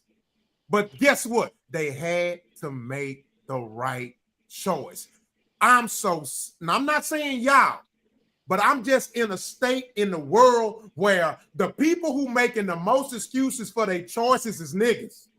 Indians ain't making no bullshit excuses not to do right. No other culture in a whole is making excuses or getting to their culture to do right. So no, look, if you have the knowledge to go and buy a Bentley, then you could have went and bought those acres of land that you passed by. Every time you got down 85 or 59 or 16 or 290. No. Rock. I can't. Let me help you out. Rock. Let me help you out. Rock. Let me tell you why the difference. I'm finna give you the difference. So y'all justifying the nigga making the choice to buy the Bentley, but when y'all we're not justifying it. We're not justifying it, Rock. We just saying he's gonna do that. I'm gonna tell you something else. The person that you say, the Indian guy, he may not buy a Bentley, but he gonna fuck it out somewhere. The white guy, no, he let me may help not you buy out. a Bentley, but he gonna fuck it out somewhere. It's one difference, Rock. Hey, y'all. Get a dually. That's what Let we me help doing. y'all out. No, let me help you out. So if Rich buy some pussy, that mean I'm a trick on some pussy too. That's what you gonna make no, us be pussy. no, let me help you out. So you can't say that. He didn't say that though, Rock.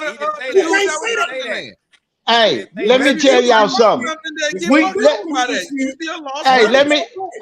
Hey, can I just say one thing since I'm kind of starting it off? Let me help y'all out. This is right. crazy, when you right, everybody right. I know. No, we're not making excuses. We just telling you they gonna do that. We not. But let me help y'all out. We was poor. We ain't have finance. Listen, I don't give a fuck. Wrong. That's cool. That's My cool. mama didn't have a Bentley, so why would I go fuck up on a Bentley? I'm finna help you. I'm telling you why. I'm finna tell you why. So if I don't have financial literacy because my parents didn't teach it, they didn't teach me to buy a Bentley, nigga, but I bought it. Yes. Hey, Rock, calm down, man. Let me help you out. Rock, let me, can I go? Can I just say, I know I'm passionate about it. I'm there with it. But let me tell you the difference, y'all. Y'all ready? When he said, I know that, but you don't have to, let me help you out. When he said black and then he said all those other races, it's one difference between. Listen, a whole other motherfucking problem. Rock, you gotta let him. No, it's not. Let me help you out. Let me help you out, Rock. Right, let me finish. Let me land, Rock. I'm not saying that. When he brought up the other races, you know the only difference between them and the black race, all those races, you know why they not gonna buy a Bentley? Because they gonna help their brothers, they gonna help their people first. The Mexican, he gonna help the Mexicans. The Chinese, he gonna help the Chinese. That Arab, he gonna help an Arab. What we gonna do? We gonna go show this nigga. I'm finna get a Bentley and go show this nigga. I ain't finna help him. I'm finna show this nigga. So that's our mentality. So no, it's not. No, it's not no excuse. None of this is me caping for none of them. I'm just telling you how stupid we are. That's our mentality. Yeah. We don't get no money to say, let's put our brothers on, let's invest. Now, we finna go show these niggas why they ain't shit. That's why you buying a Rolls Royce to shit on the nigga that ain't got nothing just because you. I'm saying the same thing you saying. Telling you that, right? I'm saying we with you there. We with you. We with you. I get triggered when I start. We are with you. Hey, Rock. No, we with you. Hey, Rock, go get you a juice with some of that alfalfa hay in it, man. Calm down. Yeah, we with you. Ain't nobody against you. We all. Yes, that's what we said. Now, wait. Stupid. That's in agreeing stupid. with you, That's I gotta make this point though. In agreeing with you, just because it's black people that chose to do that, I do not want to separate the fact that when y'all say like the Mexican person, Mexican person, wait. The Mexican person might take the money and want to go help his family, right?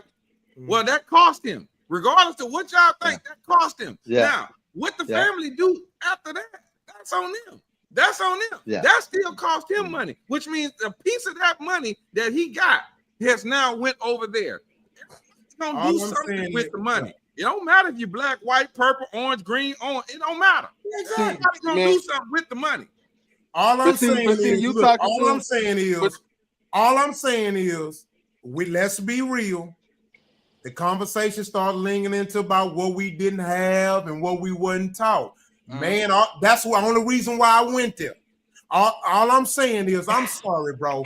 Even with $20 million, bro, that's enough money to fuck off and still do right. Yeah. And Rock, look, I'm gonna say something too. In some way, form, or fashion, every man on this panel would consider themselves a hustler, right? Yeah. Yes. What's the agenda of a hustler? To flip to get that the shit. Money up.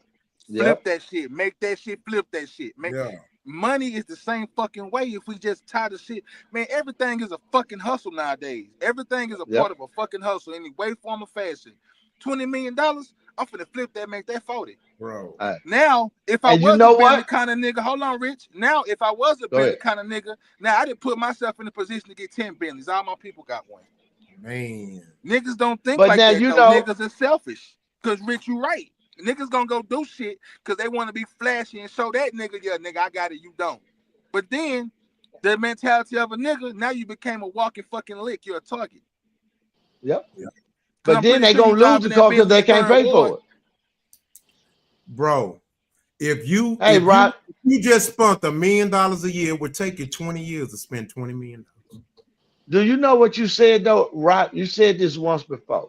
You said you shouldn't buy nothing if you couldn't pay for it 3 times or something like that, 2 or 3 times. You know what I'm saying? Why would I go buy this car and I don't have this much money in the bank?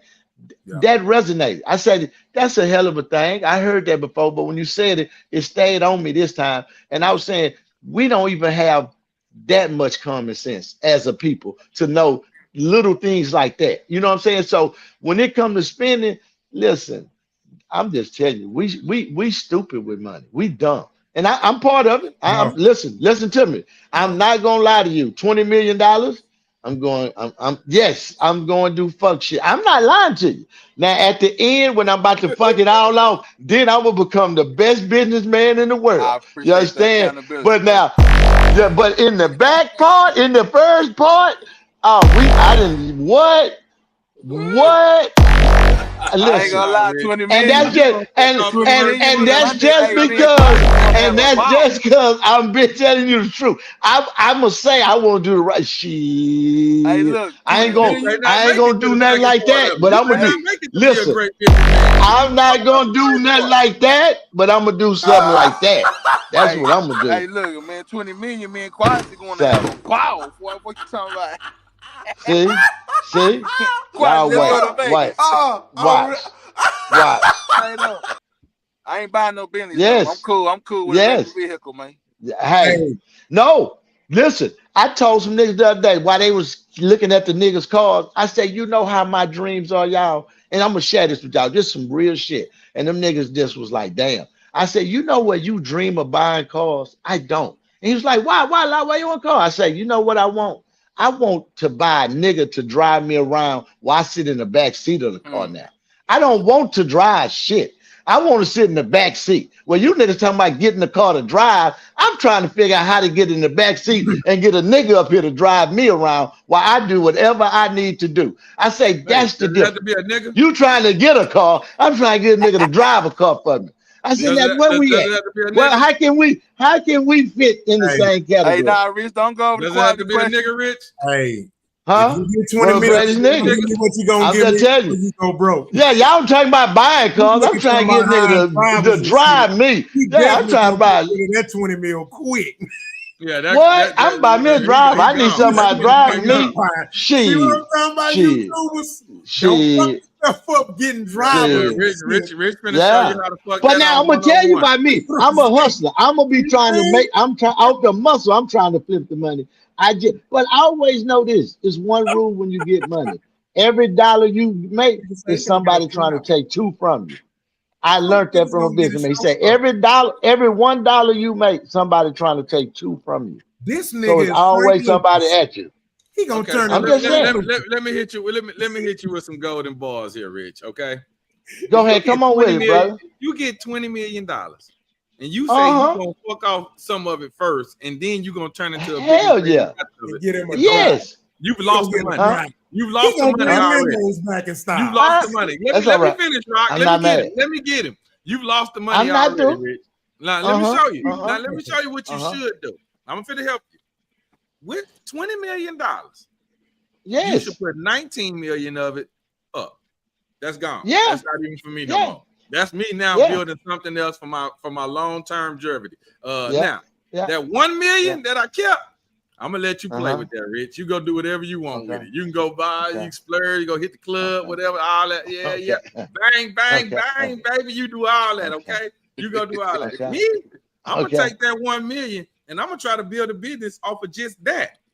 Just the one. Because now what I'm trying to show you is this.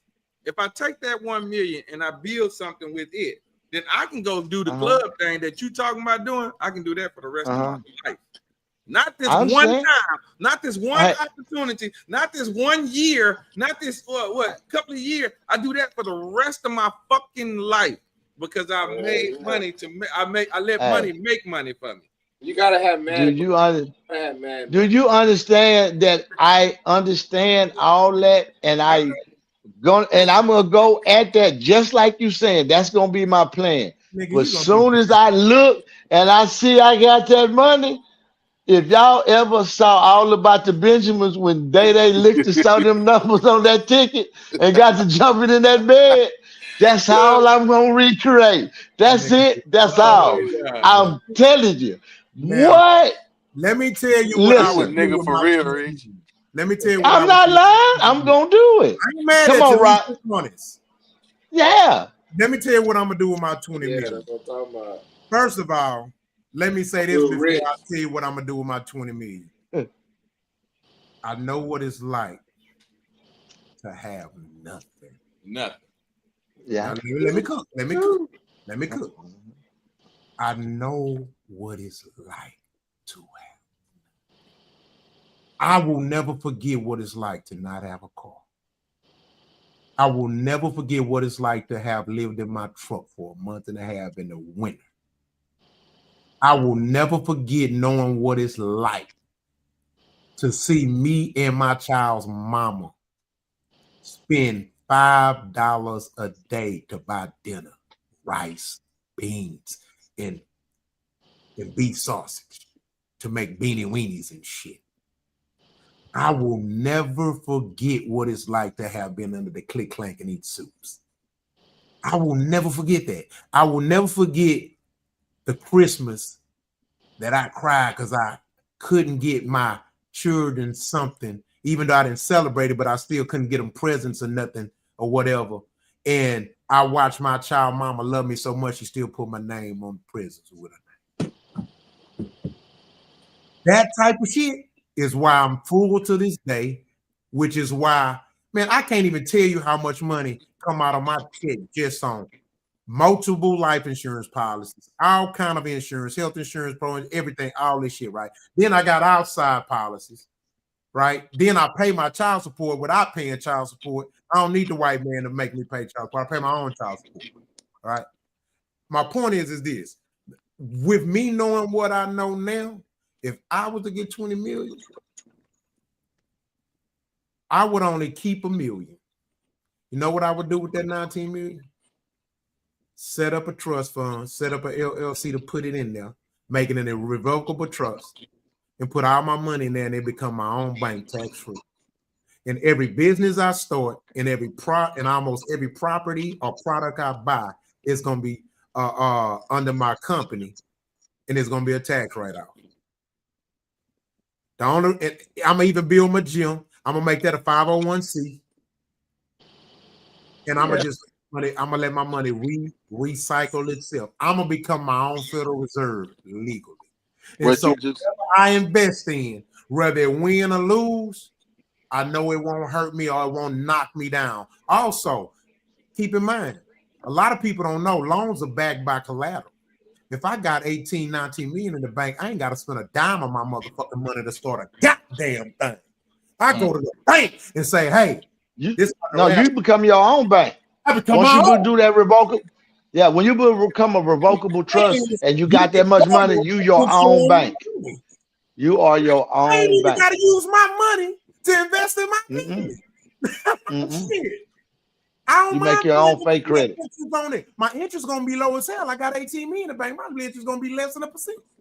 So I pay them that little money. I don't mind that shit. And I'll buy probably. I ain't gonna lie. I'll buy $5 million worth of stocks and government. But you paying yourself back. You know you paying yourself back, Rock. So that's you what win. I'm saying. It's I a already win-win. have stocks and bonds. I do it now. I ain't gonna do but Oh man, I'm set for life at that point. Most of my stock will be dividend stocks and bonds, government bonds. So guess what? I get paid off that goddamn toll every time y'all pay y'all goddamn toll fee, nigga. What we talking about? See? And I'm gonna still keep my goddamn 18 million.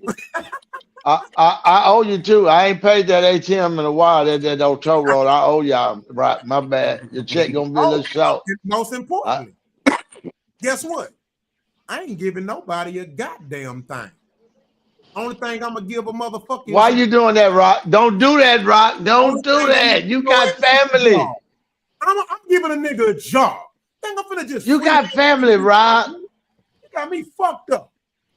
You weren't looking for no money from my ass when I was broke. Don't look for You ain't had none. You ain't had none. I'm looking for it. You ain't got none. Okay, you ain't got none. Hold on. Here's my point. My goal is to build. So if you're not willing to build with me, I don't owe you shit. Okay. I ain't gonna. It ain't like I'm gonna give you a job. Goddamn me digging ditches, nigga. I'm gonna put you on that team. We gonna do some playing shit.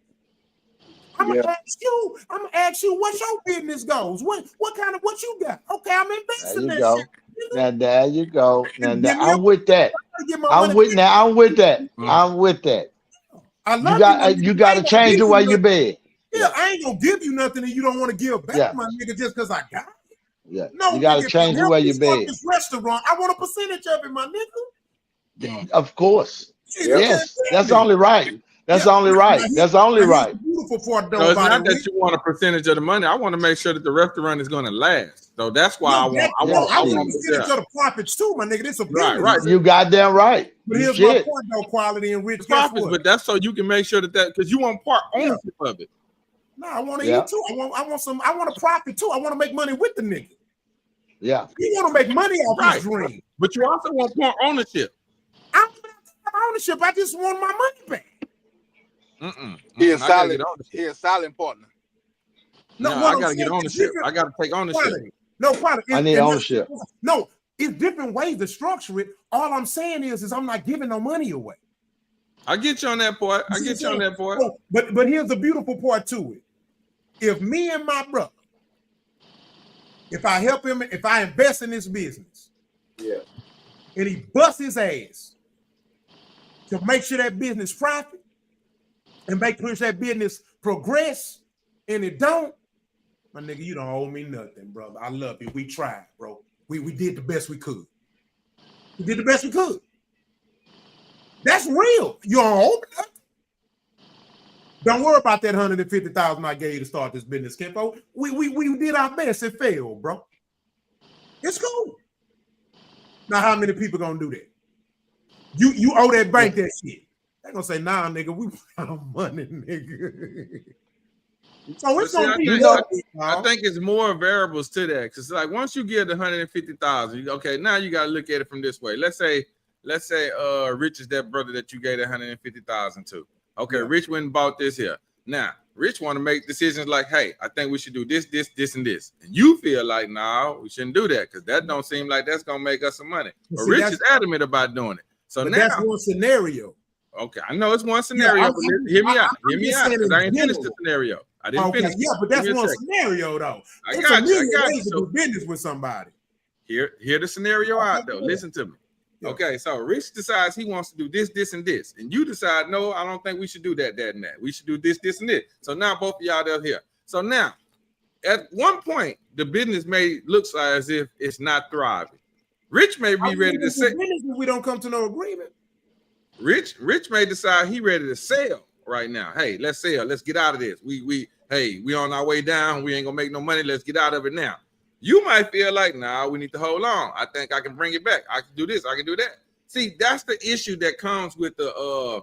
That's why I say I want the ownership. Now, I'm not challenging you, Rock, when you say you want to make a profit. I get you. So I'm not challenging that. I want to make a profit too. But I want You're part explaining one scenario. That's what I'm saying. I was just covering the whole thing. That's one scenario. It's a million ways, 100 ways to do business. I was saying in general, whatever it is, I ain't just gonna give a nigga no bunch of money. That's all I'm saying.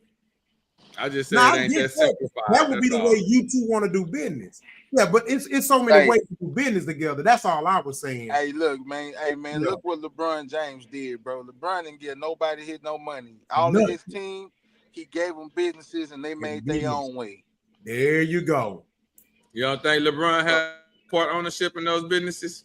Of course, we don't know. It could be. It ain't even about we don't know. You if you're a smart businessman, you got part ownership in those businesses. That's not true. It's not even about ownership though. You can be a partner, bro. You can be a partner. Well, partner is ownership. That's ownership. Hold on, Quad. Let me give you an example. Okay, so like I'm a stockholder, right? So I own a bunch of stock in different companies, right? So let's forget me though, right? Because I'm a microcosm to the big stockholders. So, like for example, let's say Nike. There's a stockholder who has probably 25% on 25% of the shares of Nike. He don't make no fucking decisions. You don't have one motherfucker. He is not on the board of decision making. That nigga just getting he's guaranteed his money. Just getting paid. So when they sell the business, how much money does he get? My point is, you don't have to make decisions to be in business with somebody. I ain't saying you got to make decisions. Y'all are taking it the wrong way. Yeah. I'm saying ownership don't mean making decisions. Ownership means that when you sell this business, I am entitled to a profit of it. That's the ownership part. What you say, Big L? I was responding to what you literally said. I don't think you can even respond to what I literally said because I never get to finish what I was literally saying. So I have to stop and allow y'all to have the whatever conversation you want to have. Therefore, I just gave up and say that. But when I say ownership, I mean if this business was to sell, if Rich was to sell the business, I want to be able to recoup money just the same that he did. That doesn't mean I got to make decisions. If Rich say he want to try putting apple pies out there, all right, well, fucking put apple pies, nigga. If it make money, it make money. I don't care. But when this business don't make money and we decide to sell, I want to be able to make money the same way that he made money. If I don't put myself as an owner or a partner or something of that nature, then that means that whatever Rich sells for, that is all entitled to him. No, but what happened is what makes you a part. Hey, what makes you important is how much you own. How much shares do you own? Because if you own, like he was saying, 20%, 25% of a big ass Nike, and like the head dude probably own 50-something%. Yeah, you can't tell him what to do because he got the majority. He got the majority. So that's what. Yeah, but that's what you trying to say. You just said you want to keep 2-3%, 5%. Yeah, you want to stay. It ain't no decision percent though. You don't make a percent. 22% of shares is not owning 22% of the company, my nigga. No. That's shares in the company. Okay, what you trying to get an argument? Because I can clear what I said up. You just trying to get an argument. If you're not trying to get an argument, we could get one. But what I said was simple. You could call it shares or you call it ownership. It's the team. Like a football team, you would have ownership. A business, you would have shares because you go public with it. So you would buy it like that. That's all he's just saying, to have some ownership, meaning I'm gonna put my money in, and if you sell it, you get a percent. That's what Nicki Minaj be crying about right now. Nicki Minaj put some money. Nicki Minaj put some money in the Jay-Z thing, that streaming system he had. He sold it. She thought she supposed to get a piece of the big money, because she had shares. He was like, nah, you just get $1 million. That's it. And she was like, nah, hell no. I tried to keep us from going down this rabbit hole when I was telling Quality it's 100 ways to do business. I was speaking this. Yes, you said that. You said that. I can go down this rabbit hole. Now we're breaking down different ways to do business. That's all. Yeah, that's what you said. Yeah, that's what we said. Yeah. All I'm saying. You said that. All I'm saying is I ain't giving no nigga no money, dog. Okay. That's how you gonna end up, bro. It's some I would and some I wouldn't. Hey man, what they saying is, say it again, Rich. It's some I would and some I wouldn't. But guess what though? Here's the thing, Rich. I'm still gonna give it to him from a business standpoint. Right. Because it's about investing. That's all I'm saying. Right. It's to help them. It's not. Now let me help you out though. Hey, now I got it. Hey, now let me help. I got it. I'm saying for me because he was asking me. He asked me. That's why I was going to hit him with what you can get it right after me. It's gonna be quick. Go ahead. Why I said it like that, Rock? I have some relationships in my life. I know if I get some money, we wouldn't need no contract or no business.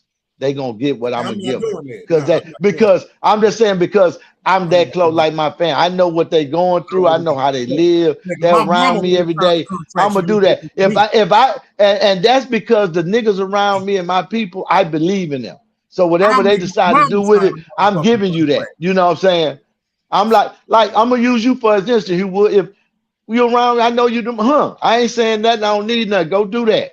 Cause I know I might come back one day when I'm fucked off and you up. That's me. I'm saying I would give that. I don't need no business or nothing. Do that.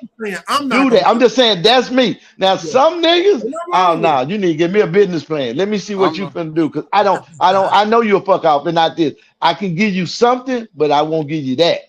The ones I'm talking about, I'm gonna give them that. You know what I'm saying? Like my little partner that was on here, Mook. It wouldn't be nothing for me to get him 2-3 million if I had it like that. Boom, I ain't even asking what he gonna do with it. Wouldn't give a fuck. Hey, look, I wouldn't give a fuck. Can I end this conversation? I'm just saying that's me. I don't have. I'm like that. Can I end the conversation? Come on with it, brother. Rock, I'm finna say exactly what Rock is saying in so many words. You give a nigga a fish, he eat for a day. You teach him how to fish, he eat for a fucking lifetime. Bravo. Yes. That's it. That's God damn it. That's what the fuck. If some of my niggas ain't got a fish, they gonna eat.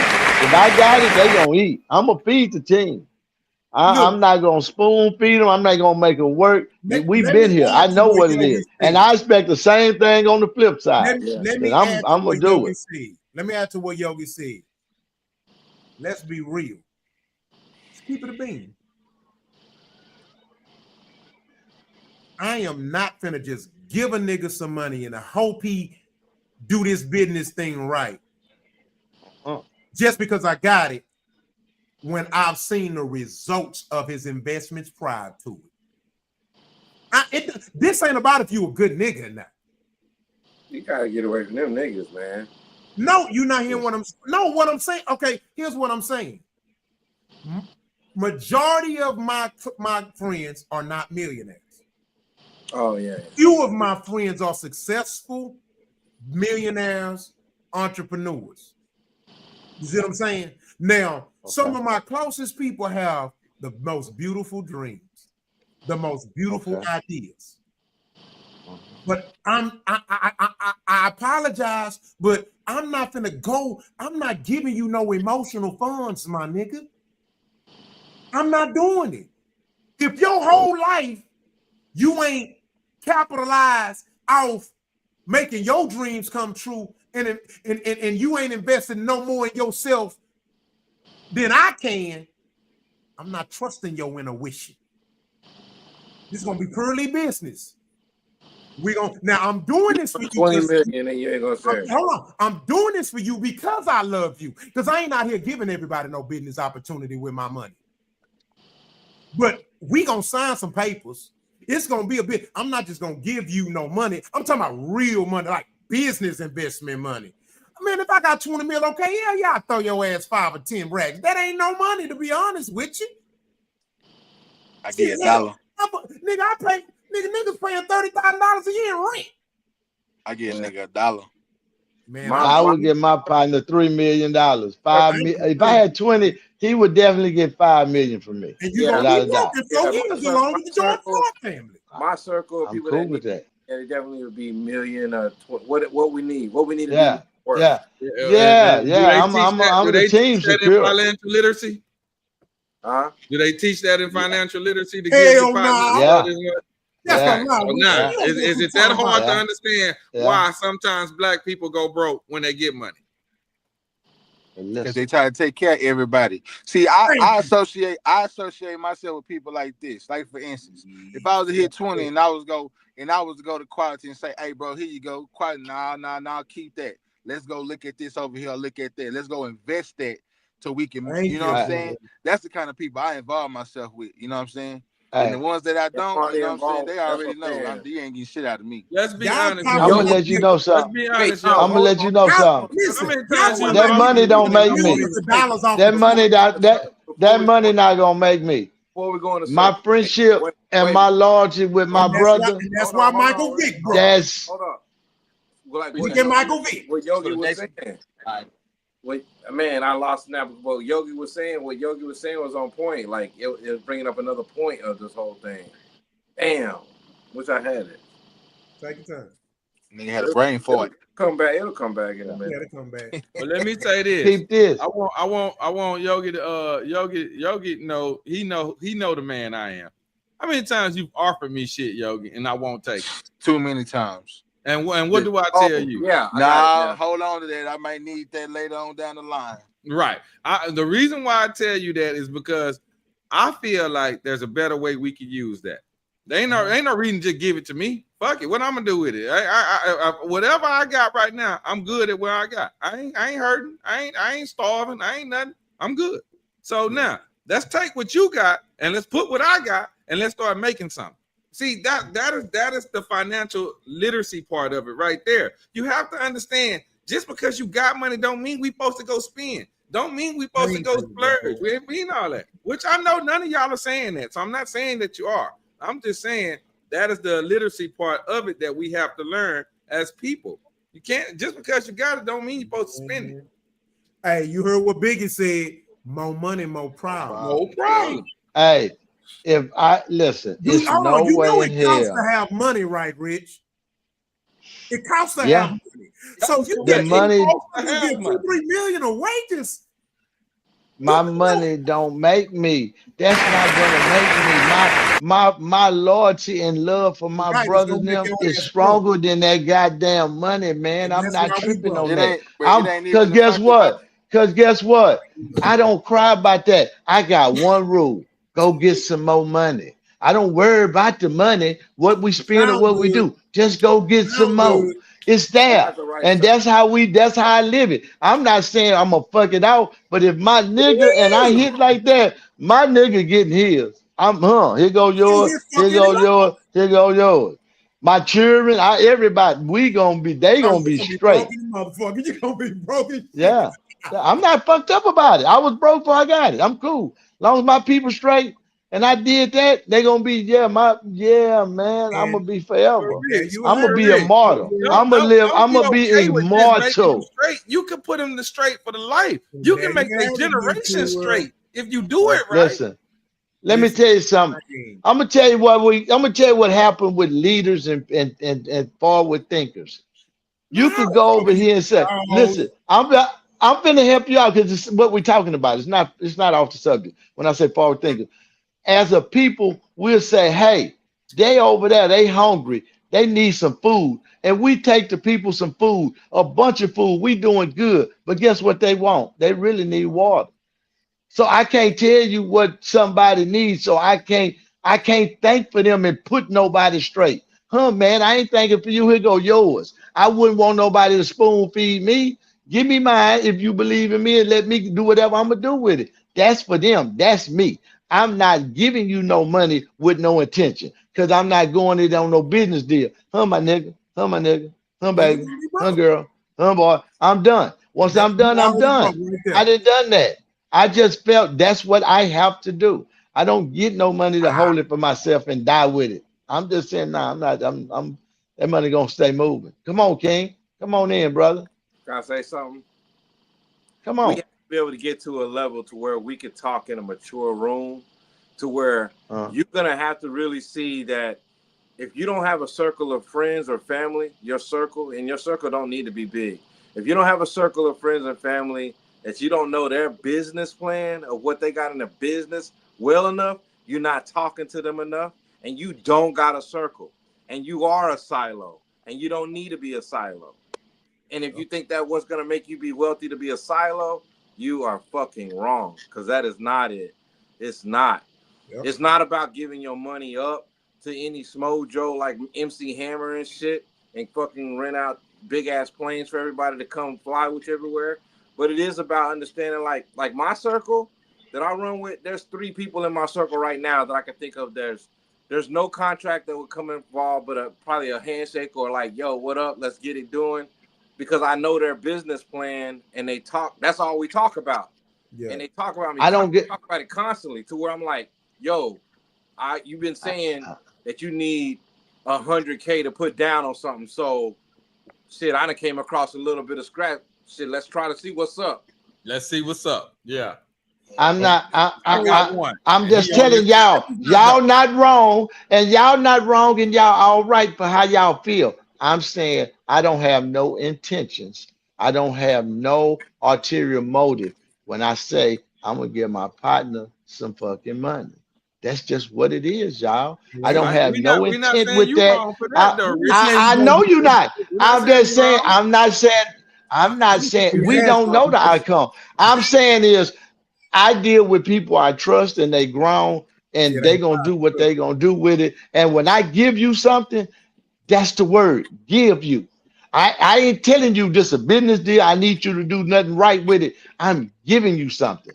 Listen to what I Can I ask said. you a I said I'm question? gonna give them something. Can I ask you a When question, you Rich? give like that, Yes, go ahead. that is the Go ahead. financial literacy in which we were talking about in the But hold on. previous moment. That's what we're saying. Okay. See, that's the reason why the Okay. money won't last. And that is the reason why, as a family like George Floyd, you don't think that there was money being passed along to other family members? Oh, here go this here for you to go do this. Hey, you take that and go do that there. Hey, you take this money and you go do that. And now look at the outcome. Hey.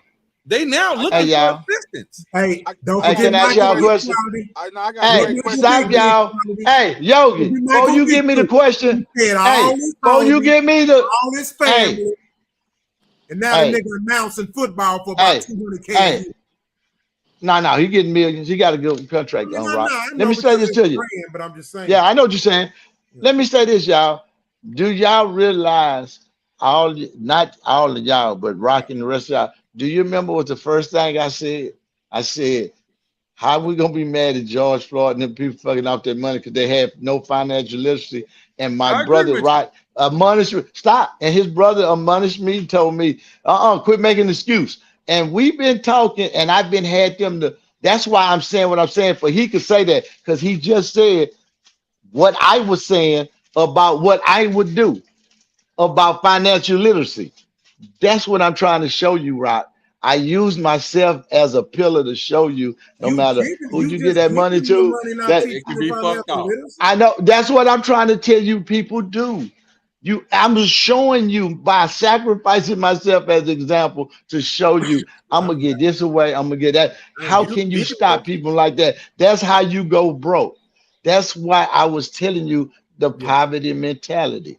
I'm just giving you a living example. Like I said, I'm gonna give this away. It's a poverty mentality, but let me tell you something. One thing about me, when I say I stand by the same thing, Cardi speak about accountability. Why do we always try to disconnect accountability from choice? You cannot disconnect accountability from choice. You can't. You cannot. Accountability, choice. Choice, accountability. They go hand in hand, y'all. I got a great question for Rich, though. Come on with it. My question to you is this. So you said if you came across that kind of bread, you'll break your people off, right? Yes, sir. This is going to go to what me, Rock, and Quality is talking.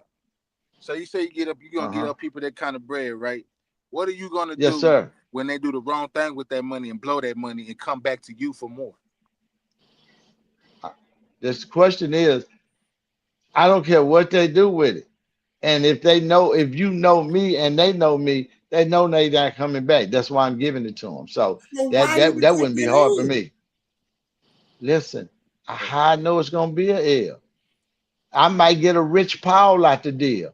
I might get the dude who got the barbershop podcast to talk. That's what LeBron got out the deal. He didn't know what them niggas gonna do. He was selling a fucking jersey. I'm just saying. I believe in my crew. If they I don't believe they're not gonna do right.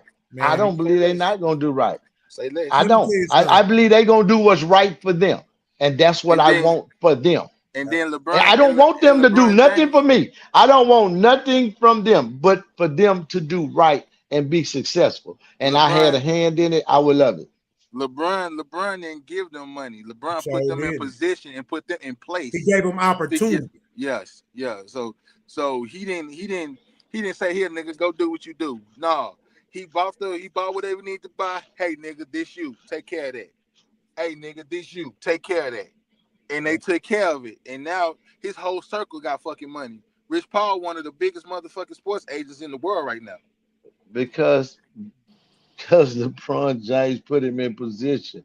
How hard is it to speak he for didn't LeBron? just give him no money. He invested in him. And what he did, his talents exuberated itself, and now he is on the man, and now he wanted to. Yeah, that nigga was a hustler. He wanted money. They ain't got to come to LeBron with their hand out no more. All of them. Still talking That's about cool. That That's man cool. said he's never had to ask LeBron for a dime. I guess I can't. That's good. Ken, you know sometimes you gotta kick in the door and then speak. You know how I go. No, man. my phone. Go ahead. No, my phone. My phone fell down on the ground. Go No, y'all good. Y'all good. Y'all good. No, y'all good. Y'all good. Y'all good. My phone fell. Okay. Now I'm just saying, everybody, I'm give you an opportunity. I ain't just giving you no money. Let me tell you something. I'll make my mama sign a contract. Call me fucked up. Nigga, my mama signing the contract. Nigga, I do you believe. know if I get 20 mil, I'm gonna go draw up a contract and I'm gonna bring the lawyer with me. I'm gonna call my lawyer. I'm gonna say, come on, you know my mama thing. I'm gonna say, let's go to my mama house. And you're gonna be like, nigga, what kind of fucking contract is this? He said, okay, I'm gonna draw it up. And I'm gonna say, I'm gonna go to my mama. And I'm gonna say, okay, mama. I say, you need to call Kenya and start looking for a house. What? Hey, hold on. Miss Golden not going for none of that. I'm not trying to hear that. She go, yeah, but you that's finna the break bread. Hey, that's Man. semantics though, Let me man. cook. You spending digital currency, you spending cash. Who cares how you got it, how you helped them? You still spending your money, you still wasting your money. You've been saying examples, man. That stuff is tired. You've been saying examples because you're saying the same thing. You're saying the same thing. Hey, you said it over. You are just saying it over in another story. Can I finish? No, because y'all oh damn! Can I finish? Oh damn! Can I finish? I mean, it's like I don't know why I talk to you niggas, man. Y'all agreeing and saying the same thing. Y'all all saying the same thing. Yeah, exactly. Say this and you still gonna help. You still gonna help Mama get the house in Kenya. Yeah. No, Kenya's a person, nigga, not a fucking country. See, just let me fucking finish. Nigga. It's a person, nigga. Nigga. Person. Kenya. I know a Kenya too, nigga. Kenya's a person. See what I'm saying? But no, all I'm saying is this. I'm just being real. I would go to my mom and say, hey, call Kenya, tell her to start, you want to look for a house, wherever you want. I say, I'll buy it. But these are the conditions. I got a fitness instructor and a dietitian. In this contract, it says that you have to go to the gym at least 3 times a week. If you don't, you will lose this motherfucker. Because I want you to live, mama, as long as you can. If she don't sign it, she don't get the fucking house. I did. What you trying to own your mama for? I ain't trying to own my mama. I just want my mama for me to see her and enjoy her only person. Just give your buy the house and you own the house. She had you. She had you. Let her live the way she want to live. She ain't gonna live to enjoy it. Right. Let her live the way she want to live. She had you. You didn't have her. Okay. She had you. You didn't have her. Hey, Rock. Rich, everybody has something to tell me. So now you finish. Quality, what you have to tell me. Nah, I was just saying me personally, my opinion, of course, it's just me. But buy the house. You own the house. You buy it. Put the house in your name. Your mama can live in it. And then at that point, you can possibly maybe your sister or somebody, you can get over there and help her work out every day. But Quality, here's the play. I'm not gonna do this. I'm gonna put it in her name. Would do it really matter? Because once she leaves this world, where does it go then? Exactly. Right. It'll go back. I put it in the trust. It's gonna all be business. But all I'm saying is I ain't even just giving my mama nothing. I want to try to blackmail her ass into going to the gym and to get stay up. Stop blackmailing, Rock. That ain't right. You just admitted it, and it ain't even that ain't right. Blackmailing. I've been saying it. I've been saying it. That's not right. He's still saying he's still blowing money. He's still wasting money. No, I'm not. I'ma still own it if she pass. I ain't gonna just let it go. That's if y'all set it up right now. Because what if mom ain't got a wheel? Rich, we can go. How about mama? I let y'all. It's going. Listen, the trust can give her the house, and when she died, go back to trust. Man, I know this game. Y'all get your with me, nigga. It goes back to the trust. We know that. Yeah. I ain't saying you don't know it. If the shoe fit, nigga, don't fit, don't put it on. Shit. I ain't going broke again, nigga. NBA young boy, never broke again. If you can't find enough mad money out of 20 million to just go crazy, then and you gonna blow the whole, then your ass. Maybe I'm just really different, my nigga. I'm just different. My family, everybody that knows me know I'm known to be frugal as fuck. I'm taking $500. I'm going crazy.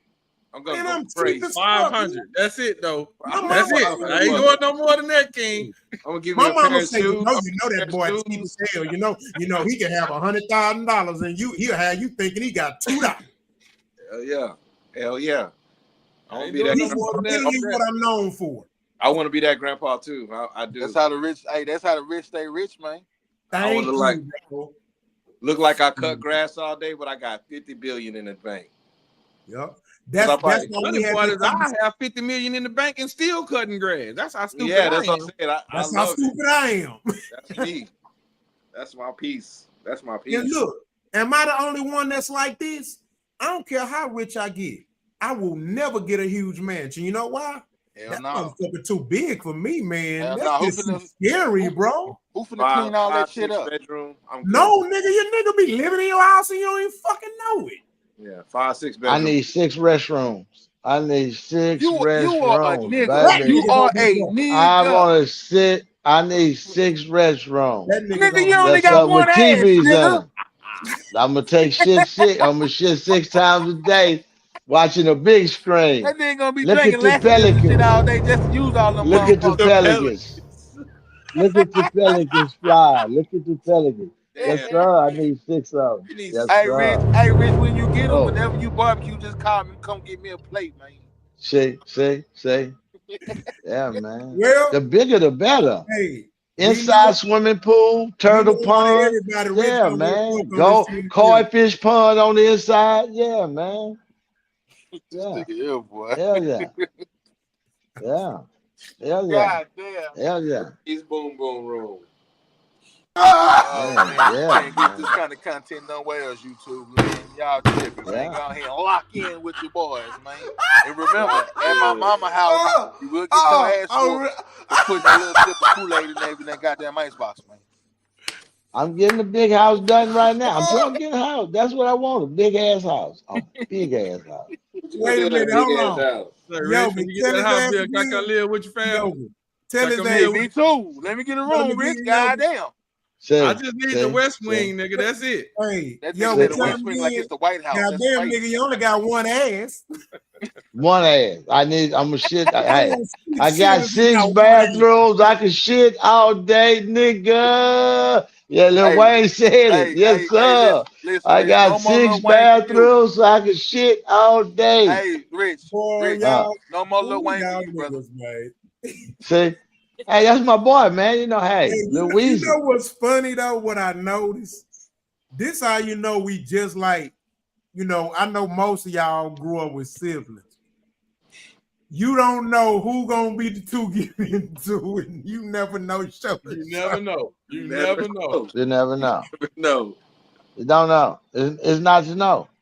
Because we all feel passionate about different things. Yeah, everybody feel passionate about different things, different ways. When I seen Ben and Rich get, I say, damn, they ain't never got into it. No, y'all gonna get up off of T-Ben. Yeah, right. You on T-Ben. Yeah, y'all gonna get off T-Ben. You know, hey, T-Ben can't do no wrong with me. Oh shit. Then what King was going hard with Ben. It switch up every time. It switch. Yeah.